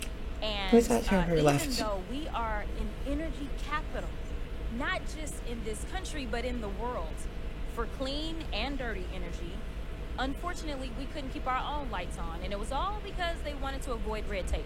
You know what the cost of that was? It was human lives. And I think that that's what's being lost. You know what happened in Palestine or East Palestine? The cost was human lives. Unfortunately, seemingly, some people don't want to consider human lives as an actual cost. The only cost that they ever talk about is dollars. Well, let me be clear. I'm not here because of corporate dollars. I'm here because of people. And so I am curious to know, and I'm going to give you, and I usually run out of time. I'm going to be clear. I always run out of time because they always give me too much to do. But because of the way that you were treated, I am going to allow you the courtesy of expounding upon what it was that you were talking about with these agencies, which is pretty much what I understood, which is they only did what they were delegated to do, because if ATF could do more, I'm sure that we would actually get rid of the assault rifles that are constantly killing our babies every single day in this country. But go ahead, Ms. Caston, with the last 20 seconds. Well, I appreciate your comments, and I thank you for them. And I don't disagree with anything that you said about the situation in Texas, where they declined to be part of the national pool and then suffered the consequences, which were real. And what I was trying to say earlier was that what the ATF has been doing is consistent with the authority that they had been granted by Congress, and to the extent they exceeded that authority in any way, this is the most litigious country in the world. Someone will take them to court, and if they really did the wrong thing, if they didn't stay within the constraints. Oh my God, what's happening here? You got the whole so determined. Jasmine Crockett, Marjorie Taylor Greene. I have over this, and there's AOC down there. It's just the whole battleground of all the figureheads that people know about. All the members of the House representatives that people know about. You got Jasmine Crockett, AOC, MTG, Lauren Boebert. That's pretty much all that anyone really thinks about.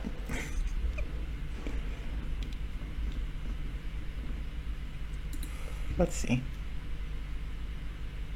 Why am I paying taxes for sex? Uh-oh.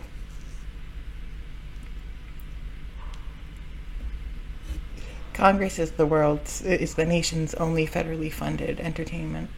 That's not true. You have the PBS network. It's going to be soon. Congress will be the only federally funded comedy show. When Doge takes away our is this video not gonna load?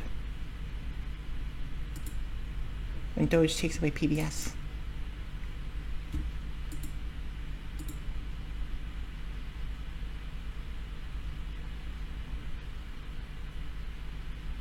Okay, the video's not gonna load, and I'm not gonna fight with that right now. Okay, moving on.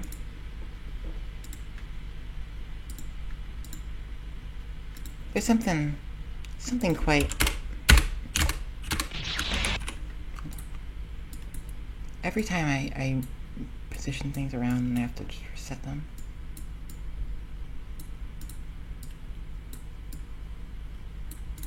When?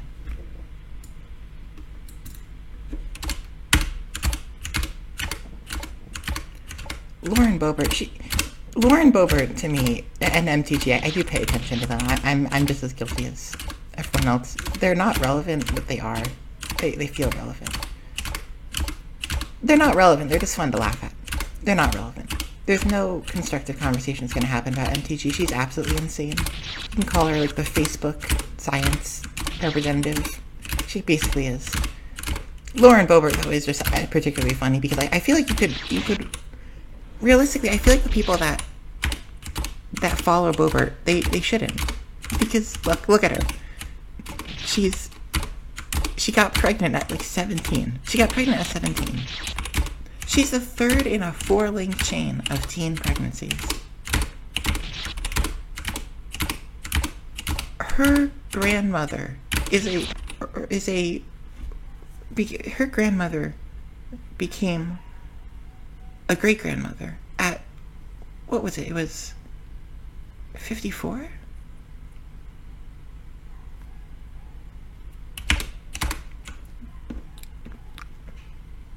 Let me just work my way up the chain. I'm not thinking about this logically. Lauren Boebert has her first child at 18. That child goes on at 18 or 17, was it? When he gets pregnant? 18 when this child's born. So Lauren Boebert's oldest son, 18, knocks up a girl who's, quote, older than 14, which I'm going to take to mean that she's 14 or 15, because that is a weird way to put it. So 18, Lauren Boebert's mother is now a grandmother at 36. Lauren Boebert's grandmother is now a great-grandmother at 54. Every time it's been at 18 years old. Actually, it's kind of baffling. You think it was planned. It's always 18. Exactly when these children are born. The oldest...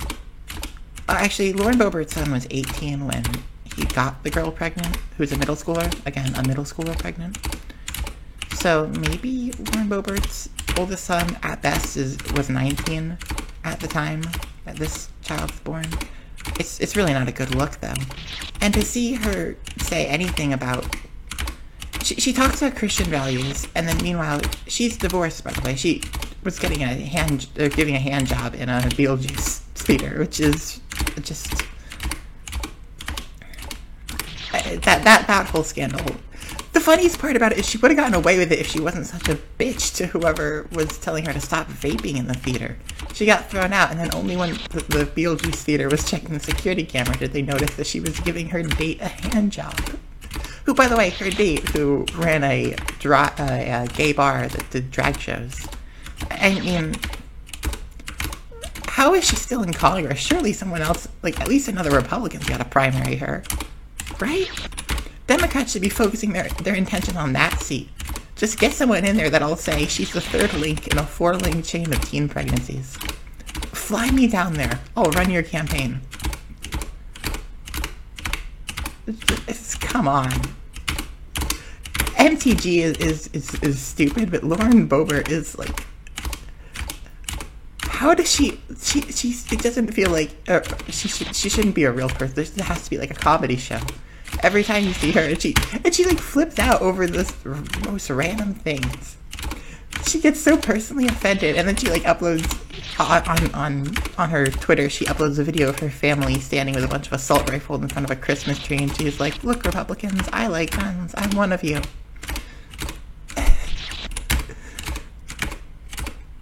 Lauren Hobart. That said, I should be careful not to fall into the into sex negative mindset or something. Gotta be careful not to start accidentally spewing conservative ideas. Okay, but you shouldn't give a hand job in public. The magic number. What's the magic number? 114514 is the magic number? Or was there something? One of the numbers I just passed. Is one of them the magic number? Well, yeah, 114514 is the magic number. 114514. Isn't it's a hentai joke, isn't it? It's like 177013. I know this internet. I know. You know, maybe I should finish out the 114514 playthrough and then open up 114514 if it is a reference to a hentai. I should open it up and just get banned doing that. Go out with a bang. Oh no, then I'll be on the 2026 Fandom Drama tier list. Oh no. Maybe it's the 45th of November 2014. Maybe. Wait, if we go 45 days after the 1st of November, look at a calendar, calendar. This is no longer even a serious thing. I'm just shitting. I'm shitposting now. I'm just shitposting right now. Calendar, 2014 November. 14. I mean, 254, the 254th day of the year is usually 9/11, so usually because of leap year. If you look at, why am I on an image? I just want a calendar. Okay. There's no way to like increment number of days here, so we'll count. 45th November 1, 30, 31, 2, 3, 4, 5, 6, 7, 8, 9, 40, 1, 2, 3, 4, 5. December 15th, 2014. Did anything notable happen in December 15th, 2014? What happened on this day? Eddie Redmayne weds log time friend. Hannah Backstray. Okay, so nothing happened here. Number one song was Blank Space by Taylor Swift. No, that is not the day we're talking about. What happened on the 254th day of the year in 2001? Yes, the 254th day is 9/11.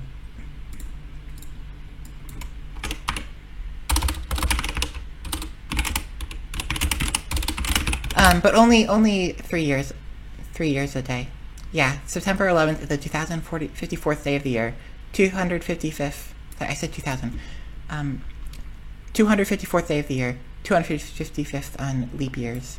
So it only sometimes is. But that is in fact true.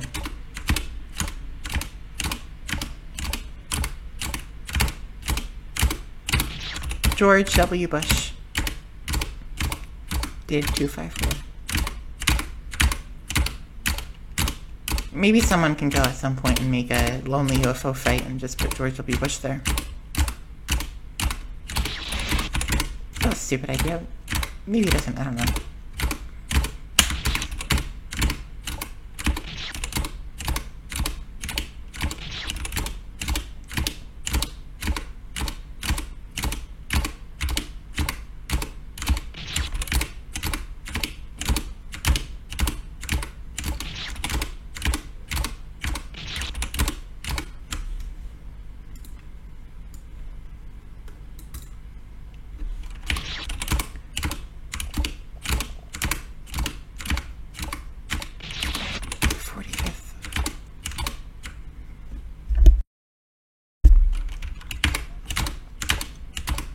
You know, I turned the display capture off, so I'll just go look up. Let's figure out what the hell 114514 really means.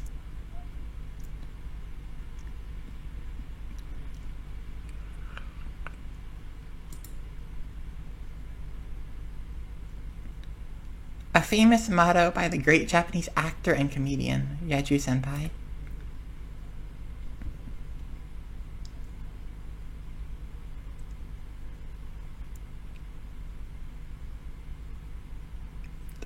No, it's a reference to a Japanese gay porn star. Okay.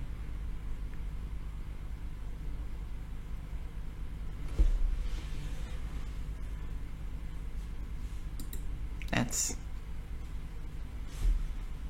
And he screams, and he's known for his scream.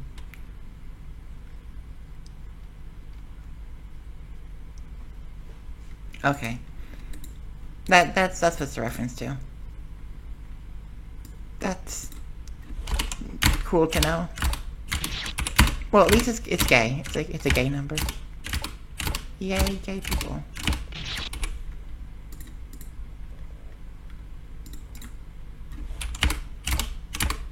Gate jump pride.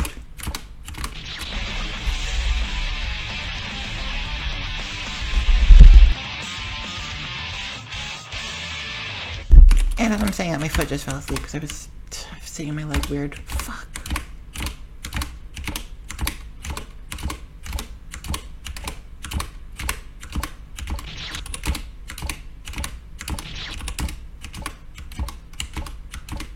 Is this a gay porn game? Oh my god. Twitch, ban me. I'm streaming a gay porn game. Well, maybe it's not a gay porn game. It's a gay romance game. The kid jumping back and forth through two different spikes. It represents the metaphorical process of love.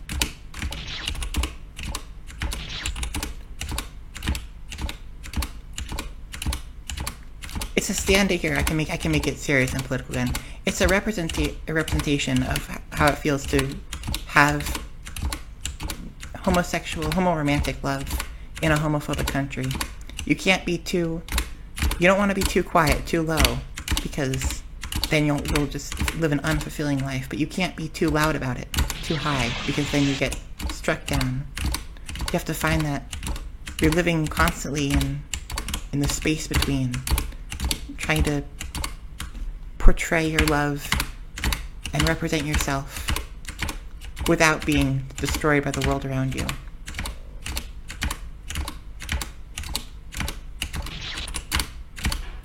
Four frame, 5 frame, 6 frame.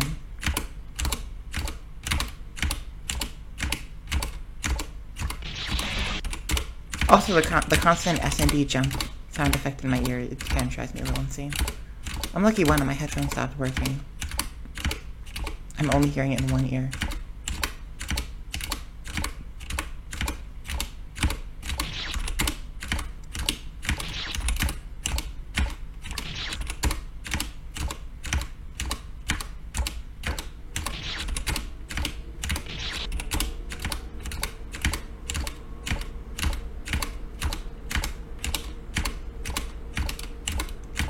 Left, right, left, right, left. The military step, the military step.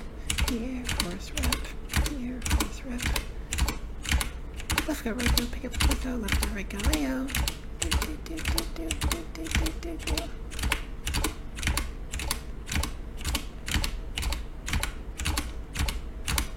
How many have I done in a row? What? Okay, finally I die. Jeez.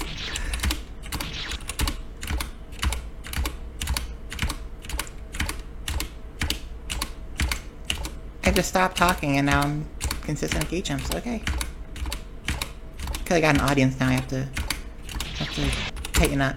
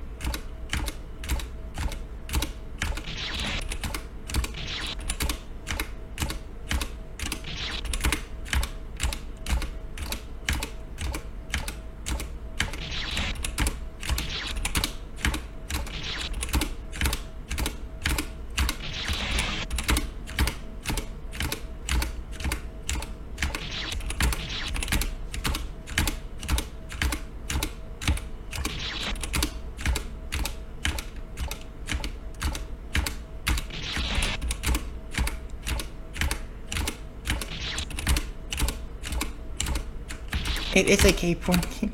Why so?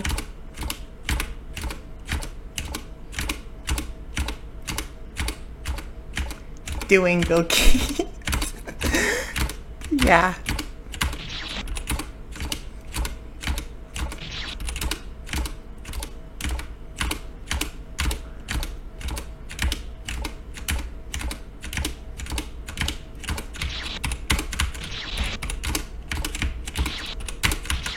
Maybe we can make 114514 stinkers. That would be like it as a game. You're doing like this. Corner, corner. Then it might work.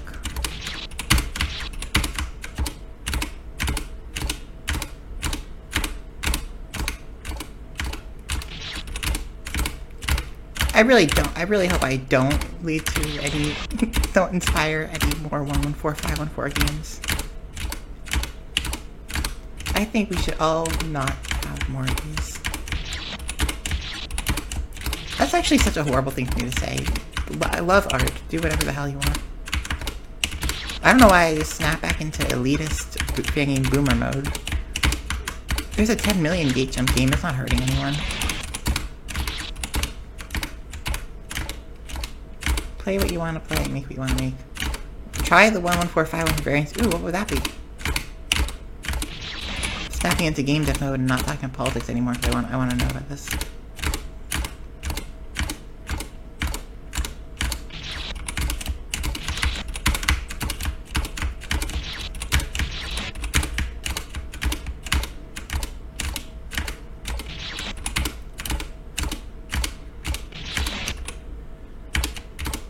Oh, I see. So, like, it would be like, you just have, like, a hub where you just try a bunch of... There's, like, a 114514 gate, 114514 diagonal, 114514 diamond, that kind of thing.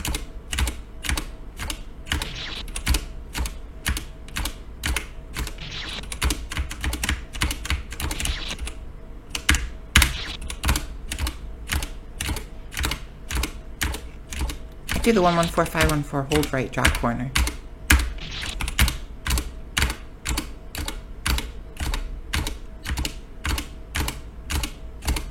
That sounds like that one would be fun.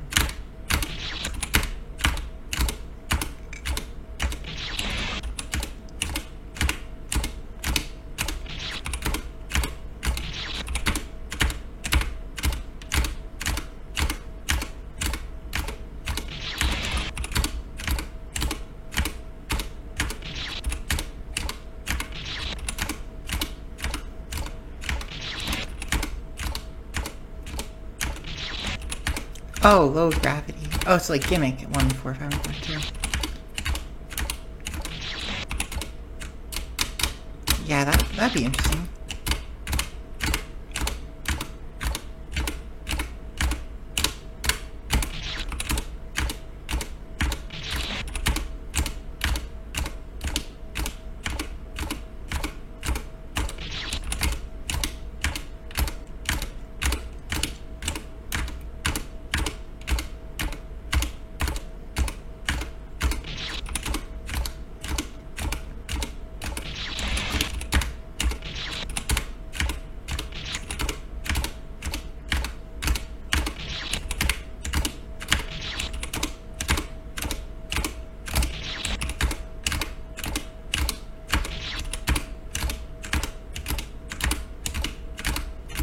See.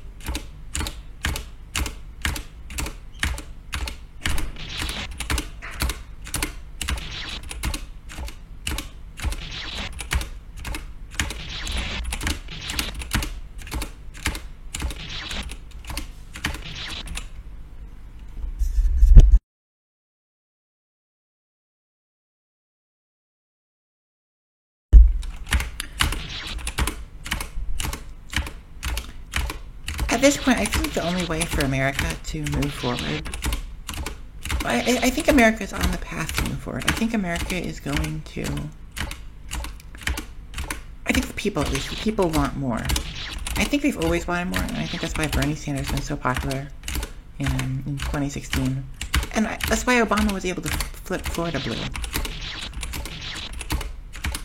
Maybe this period is necessary. It feels heartless to say this because I know there's people being ripped off the streets, but maybe a really bad Republican administration is what we need to get the Democrats to the point where they have the chance to show they've changed and where they're driven to change. Yeah, at least we got the vice president of the Democratic Party challenging incumbents and saying to Democrats, these centrist neoliberal Democrats, step up and meet the occasion, or we're going to primary you. Some people say that's not a good party strategy. I think it's a great party strategy. I think that's the only way to get people to want to vote for Democrats. Right now, a lot of the reason that you see this flip-flopping happening in American democracy is that people are fed up with both parties. And unless the identity politics part of the Democratic Party, and the attacks on that from the Republicans, unless that is something that you value very highly, as obviously a lot of transgender, a lot of Hispanic and Black people do, unless you value that and you would rather have, unless that speaks to you personally, I understand why some people might flip-flop between the two parties, go with whatever one hurt you the farthest back. And that's why you see a large number of Black men and Hispanic people who vote in favor who voted for Donald Trump. It seems stupid, but they came to this. They're into this in this country. They're coming to it from a personal, individualistic view. And it wasn't really clear, to give Black people who voted for Trump some credit. As far as from a personal standpoint, it wasn't really clear that he was going to attack Black people that hard. Trump always had hated on Muslims and on Hispanic people.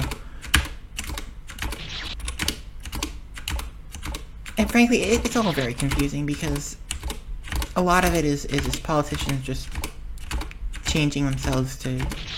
The Republican Party has no soul. For all, there's so many avenues I want to go here. I can't go them all at once. First off, the identity politics part of the Democratic Party is a rather recent development because, their speeches were Bernie Sanders 20 years ago was speaking in defense of, arguing for gay marriage to be legalized. Hillary Clinton said that she thinks New York State, back when it was a state issue as to whether to accept gay marriage or not, Hillary Clinton was calling not just for it to be a state issue, but for New York State to vote against recognizing gay marriage. And you have these Democrat figures. Even Obama didn't push for gay marriage. That gay marriage being legalized purely came from a Supreme Court case. That was how it happened. Democrats didn't try to pass a law. They could have passed a law. Because Congress at any point could have passed a law. Those two big Supreme Court protections that we think of happened under Obama. Gay marriage being legalized, which came after Five Nights at Freddy's was released. That's how recent that was in the United States. The abortion, Roe v. Wade, those two, that wasn't a victory under Obama, but it was something that people looked to when Obama had a majority in Congress, and he was a Democratic president. Democrats had a majority in Congress. They could have put either of those two in law. We knew the Heritage Foundation was trying to fight against both of those bills. The Democrats really should have passed a law that said abortion is protected nationwide, consistent with the Supreme Court ruling, and that said that gay marriage is protected. But that was not a popular position, actually.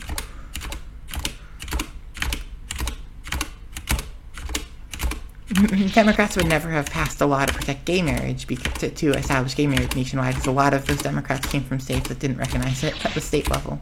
That's the sad truth. there's so many stupid laws, and it's not just the laws on the books. They're enforced regularly. So many stupid aspects of our society. Marijuana being illegal is just a ridiculous, absurd. It makes no sense. It shouldn't be that way. The way that they fight so hard, the whole DARE campaign, it's just the government. It's a mix of bureaucracy and just wanting to assert power. That's what it is. The fact that marijuana is illegal in any place in this country is absurd. Smoking marijuana as an individual person, smoking it for yourself is illegal. And hell yeah, I've been pretty open about the fact that I think I have ADHD and I'd like to try stimulant medication. The fact that that's a Schedule 1 restricted substance is ridiculous.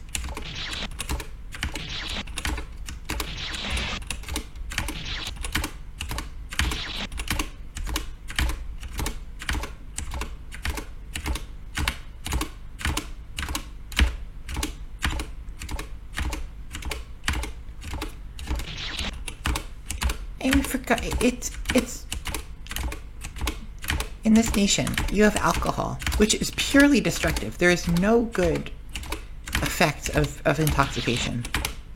Marijuana, it lifts people up. It can be used to promote creativity. And I've tried, I probably shouldn't admit, well, actually, who gives a fuck? I'm already a outlaw in the eyes of the Republican Party. I'm sure if they cared to find me, they could. Like, I've microdosed on LSD before. I did it a couple of times. And I found it to be a very inspiring experience. At this point, I kind of can't relate to that anymore because I'm so disassociated because of everything happening in the country. But for a long period of time, it opened my eyes up to understanding art in a completely different way. Even when I wasn't doing LSD anymore, I only microdosed for like 2 weeks. But it was an incredibly positive experience in my life. And hopefully when I'm not constantly freaking out about the fascists people in my country, I can experience that again. Not with LSD, but just having that increased understanding of art, maybe with the LSD. And stimulants, people with ADHD say they are life-changing. It's a life-changing addition. Why are we punishing people? Especially in a country that claims to be a meritocracy. If a bunch of college students want to do Adderall when they don't need it and just get a crazy high, let them do that. That's their choice. If they want to skip school because they're stoning all the time, that's their choice. If this is supposed to be a nation of individual freedoms where it's scandalous to even consider banning assault rifles because Second Amendment right, why don't I have the right to what I put in my own body? Why are any drugs illegal? By that logic, shouldn't you have complete control over what you put in your body? And yes, that includes heroin. If you want to do heroin and you want to destroy your life with opioids, that's your choice. After all, if someone wants to use these drugs to harm someone else, it's already illegal to harm someone else. This is like the transgender bathroom issue. If a trans woman wants to go into... If someone claims to be a woman, to go into a woman's bathroom and rape a woman, why would your bathroom bill... How is your bathroom bill going to deter that? If they want to sexually assault or sexually harass a woman, they can do so already. It's already a thing you can do. Like, there's a law that criminalizes going to the bathroom of the opposite sex will never be more of a deterrent than the criminal sentence that you get for sexual assault, sexual harassment, or rape. And you can try to explain that, but then they're like, no, I don't want them in my bathroom. I don't want them with my daughter. You just can't get anywhere with that. And likewise, the the drug issue. They're like, oh, so you support fentanyl? So you want the streets flooded with fentanyl? No, actually, I don't. I don't want that. I think that the opioid crisis is a whole different can of worms that you can open. It's not about the illegal drugs. The opioid crisis was caused by legal drugs and by doctors prescribing legal drugs. And that said, if if other drugs become a regular part of people's lives, what do we care? Again, this is America. We don't have prohibition here anymore. If you go out, you go outside, yeah, you have to show an ID. Sure, I guess you have to show an ID to get drugs. Like, you have to show an ID to get into a bar or to get into a liquor store. But you can walk into someplace with an ID, order 5 bottles of liquor, and drink yourself to death on the way home. Not on the way home. You can't DUI. You can't drink, and you can't drive when you're under the influence of alcohol. That is illegal. But like, I could go right now if I wanted to. As I am old enough to buy alcohol in the United States, I could go out, buy 10 bottles of liquor, come back to this house, and drink that straight and kill myself, and I would have committed no crime. I cannot go out, get 1 bottle of Adderall, and use that to be a productive artist. If I get caught buying the Adderall, if I get caught holding the Adderall, if I get caught having taken the Adderall with it in my blood, I am imprisoned. I am sentenced to probably 20 years in prison or something. It's crazy, these drug sentences. It's a Schedule 1 substance. It's as bad in the eyes of the law to do Adderall as it is to do heroin, to do Adderall, to take Adderall. It's a drug. It's a medication. So why is it that we Americans have just... I say, why is it we've rolled over and let this happen? But have we? People have been protesting to have drugs be legalized for, how 60 years?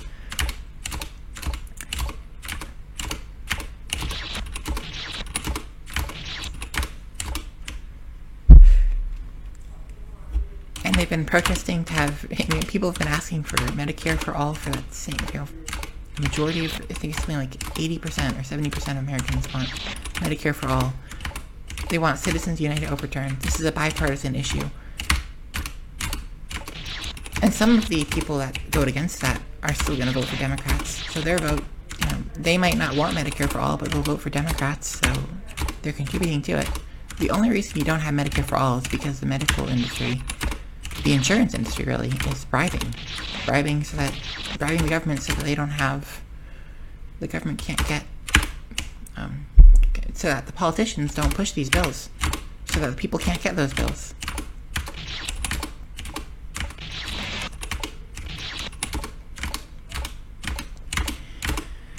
The final thing I'm going to talk about today, unless I think about something else to say, Silicon Valley and their move fast and break things mindset. It is an embarrassment to this country. We should be ashamed with how easily Silicon Valley flooded our worlds. Even something stupid as those rentable scooters, those e-scooters, that all of a sudden flooded random city streets. Companies, the e-scooter companies came in, dumped these scooters on the street that all hook up to an app, and people were supposed to start using them. Also, these scooters cluttering up what little space is left on the sidewalk for human beings. Human beings can't walk in the vast majority of their city because everything is either it's a road or it's a private area, a restricted building. Human beings barely have anywhere to go in the human cities. And then these scooters come in and they have the audacity to randomly, without even government having a vote on it, scooters just randomly flood our streets. But then the problem is, people get used to using these scooters by the time that legislation is drafted to ban this. And it's almost a bad position to take to ban the scooters. The e-scooter thing is so absurd. It's one of those few times where I'd actually support throwing electric devices in rivers and oceans. Like, I know this is bad for the environment, but fuck them. Fuck Silicon Valley. It destroys the scooters. It's a practical thing. It's not just a gesture of spite. If you throw all the scooters in the ocean, in the lake or in a river, yeah, you'll probably hurt the wildlife, but you'll also destroy the scooters. Tell the government to step up and do something about it. And if you look at, remember that I think it was 2019 or maybe 2020, there were these Facebook, no, not 2019, it was 2018 maybe? Fuck. There were these Facebook hearings. Let me find the actual Facebook Zuckerberg hearings. Congress. U.S. Congress. It is an old story, so it's probably not going to be all that relevant. Here's one from 2018, April 12th, 2018. What Facebook's Mark Zuckerberg did and did not answer. Yeah, he just didn't answer a lot of questions, and senators didn't even know what to ask. Some of them were were asking questions about iPhones from Zuckerberg. He's like, I'm at Apple, and that was the end of that questioning. Senators came armed with questions about Apple to talk to Zuckerberg. Of course, personal data privacy is a dead thing in the United States anyways, because we have bills like the Patriot Act, which just took away all of our any reasonable expectation of privacy. Now the government just taps people's phone lines, and by the way, you can't even sue the government for doing it because the Supreme Court ruled that sometimes some evidence is so confidential, so to speak, according to the government, that you can't even show it to a judge in private. So judges can't even have the evidence. They made it illegal to use evidence against the government. That's actually insane.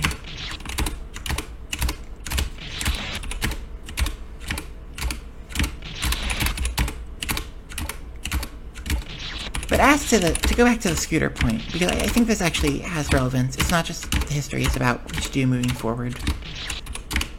There's a mentality that I don't see a lot of people having on the left, but it's successful. It's the mentality that the Mexican protesters who were fighting against abortion being banned, it's the mentality they had when they surrounded the government, armed with torches and flame and matches, and threatening to burn the government down if the government did not listen to them. It's the spot. It's like the dead man's hand dilemma, the paradox of you say, if you feel strongly enough about an issue, you get enough people strongly enough about an issue where they come to the table, they come to the doorstep of the government, and they say, do this or we are killing both of us. That's the kind of power that you need to have in the face of fascism. Yes, obviously, if we leftists storm the government and destroy the government, it's not going to work well for leftists. There's not going to be we want social reform. We're not going to get it if we destroy the government. But if we surround the government and we say we will destroy you, and we have the intent to do it, we have the means to do it, where we say, pass this now, we have 100,000 people around Washington. If you shoot at us, we rush in and we storm you and we kill you. If you don't pass this law, we rush in, we storm in, and we kill you. And you just have a standoff. And see how fast Congress does the things, especially if you had a Democrat majority in Congress. You could have Citizens United removed through legislation.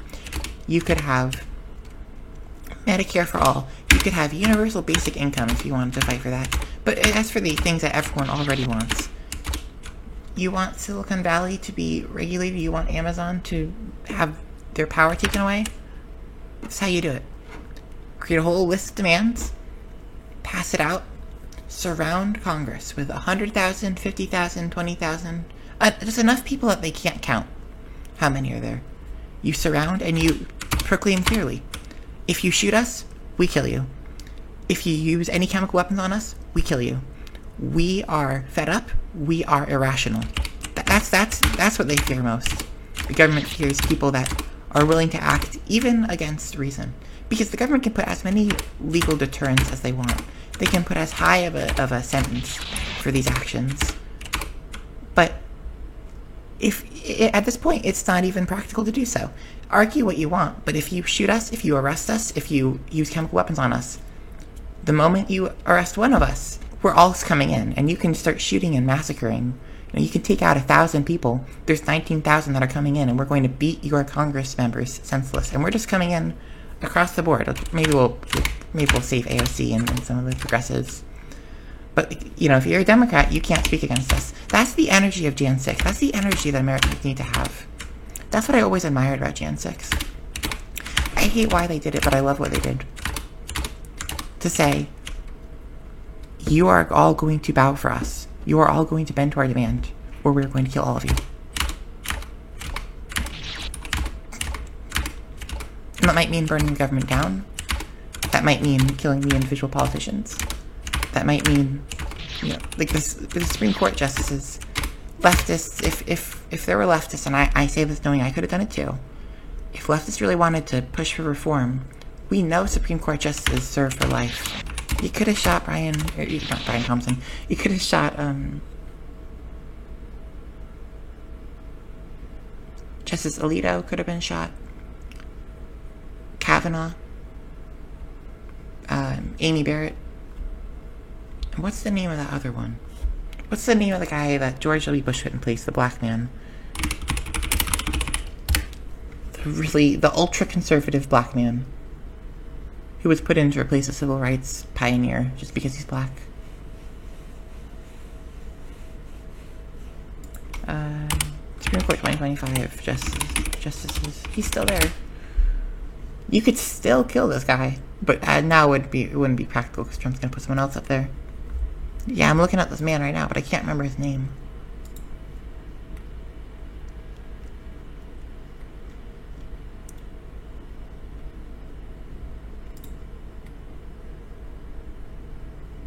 Clarence Thomas, there he is. Yeah. This man needs to die. This man needs to die. This man needs to die. This man needs to die. Don't like you. This woman needs to die. You cool. And these are all the gone ones we don't care about. This man should have.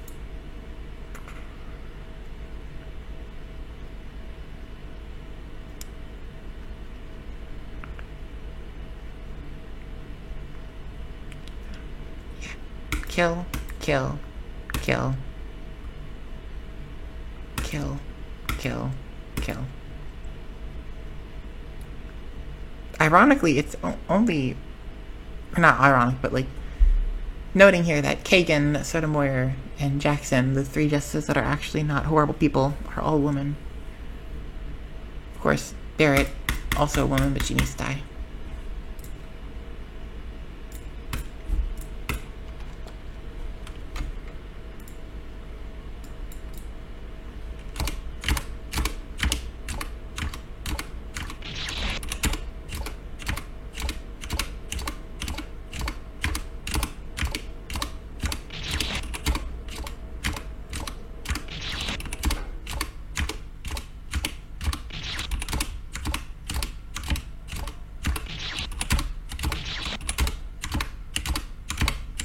$49254.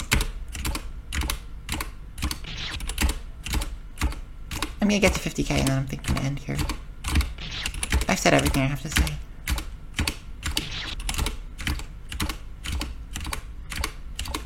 The resistance movement, it can't be so focused on planning out what the best looking or the best structured action is. Look, I'm here just doing gate jumps because I randomly thought this was a good idea, and now I'm committed to it.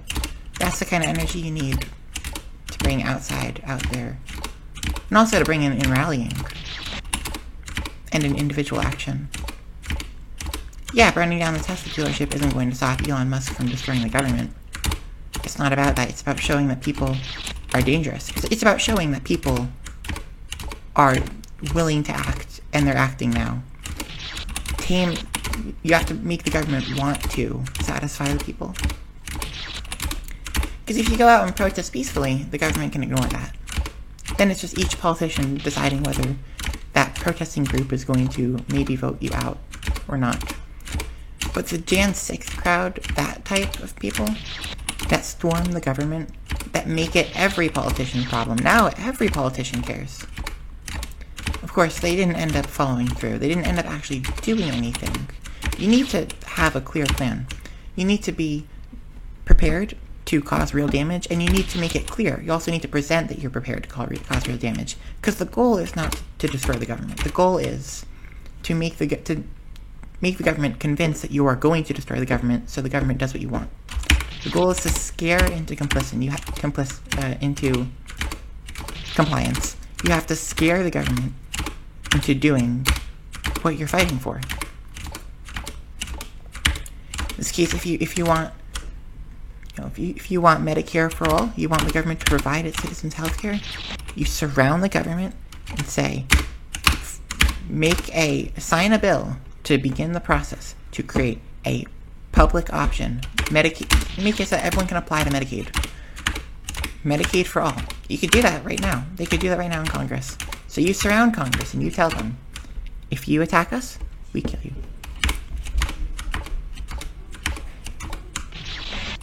If you ignore us, we kill you. Do what we say now, or we kill you. And yes, I know I'm going down too. If you think of the parable of the scorpion and the frog, it's like if you were the scorpion and you agreed not to sting the frog so long as the frog took you to where you wanted to go, across the river. But then the frog starts taking you somewhere else. The frog's going to take you just going on its own journey, doesn't care about you. Consider that you also paid the frog for the ride, and you're regularly working for the frog. Now the frog's taking you somewhere else, and it seems like he's taking you over to get eaten, taking you to a predator that only feeds on scorpions. And it might be that the frog is actually contaminated with that one fungus, mind control fungus.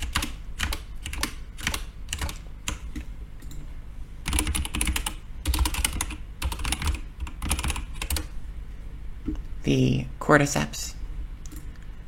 At a certain point, you gotta use what power you have.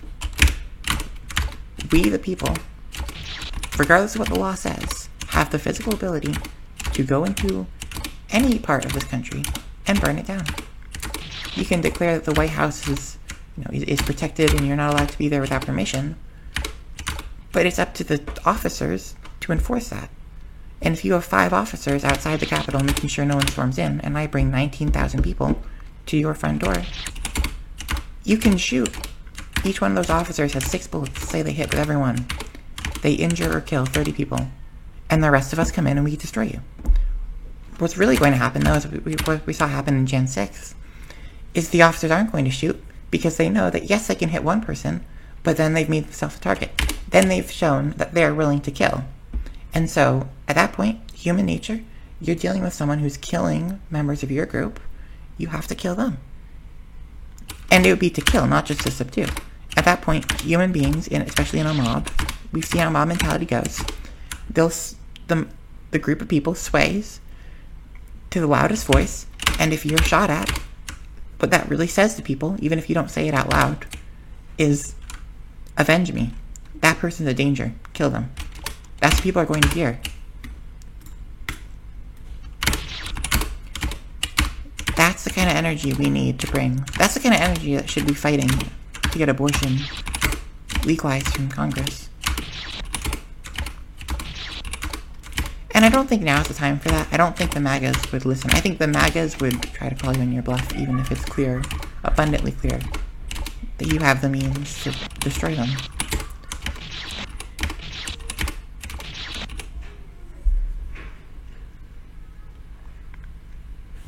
But under a candidate like Joe Biden, with a slimmer, even if Republicans have too many votes, but they have a slim, they have that by a slim margin, yeah, they can filibuster anything in the Senate. But if they can only do that because of a few Congress people, you can scare those Congress people into breaking from their party. And you can, more importantly, scare the Democrats into pleading with those Congress people to not let their country be destroyed. Look, the U.S. military, the biggest, strongest military in the world, they're busy in the Middle East, stomping on civilian children's heads.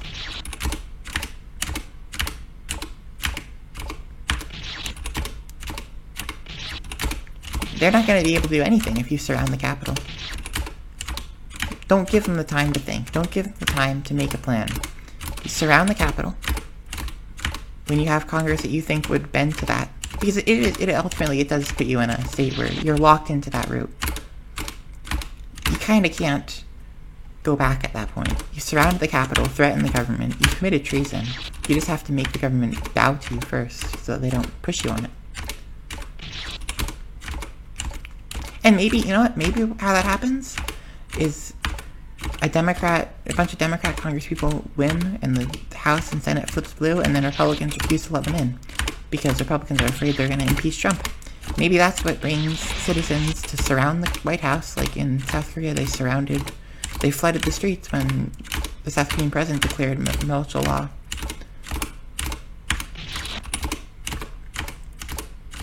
Maybe that's what it'll take. I certainly wish he would have fought this battle before Trump got a second term. Because another year and a half of the Trump administration, I'm not gonna come out well on the other side of that. And I doubt our country will be in a very good space at that point anyways. But that's what it is. We need to, as a culture, break from this idea of individualism, break from this idea that everyone should be doing what benefits them, that everyone needs to be worried about their own success, their own marketability, their own past and their social standing and looking good to other people. Shatter the veneer of normalcy. Say, this isn't okay. Say, I'm not okay, but that's okay. But that's right. I'm not okay. I'm not doing okay. But that's how it should be. The type of people that you need people to be in the point of view where you say, let's all gather around the government because we're not going to live like this anymore. And if they kill us, then we're still not going to live like this anymore. And we need people that can openly say, I can't live like this. And don't worry about seeming mentally unwell. In fact, seeming mentally unwell is exactly what you want. You need to portray that. You need to make that clear. You need to put forward, I am a danger to you, and I am mad at you. We are a danger. We are not acting. You cannot reason with us. Give us what we want, or we will kill both of us. Hold the country hostage. That's what it really is. You surround the government, hold them hostage. You shoot me, I kill you. You attack me, you attack my people, we kill you.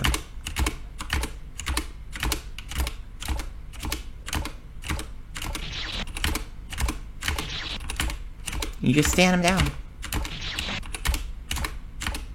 They can militarize the police, but they don't have enough numbers domestically. And we don't give them time to call in the National Guard.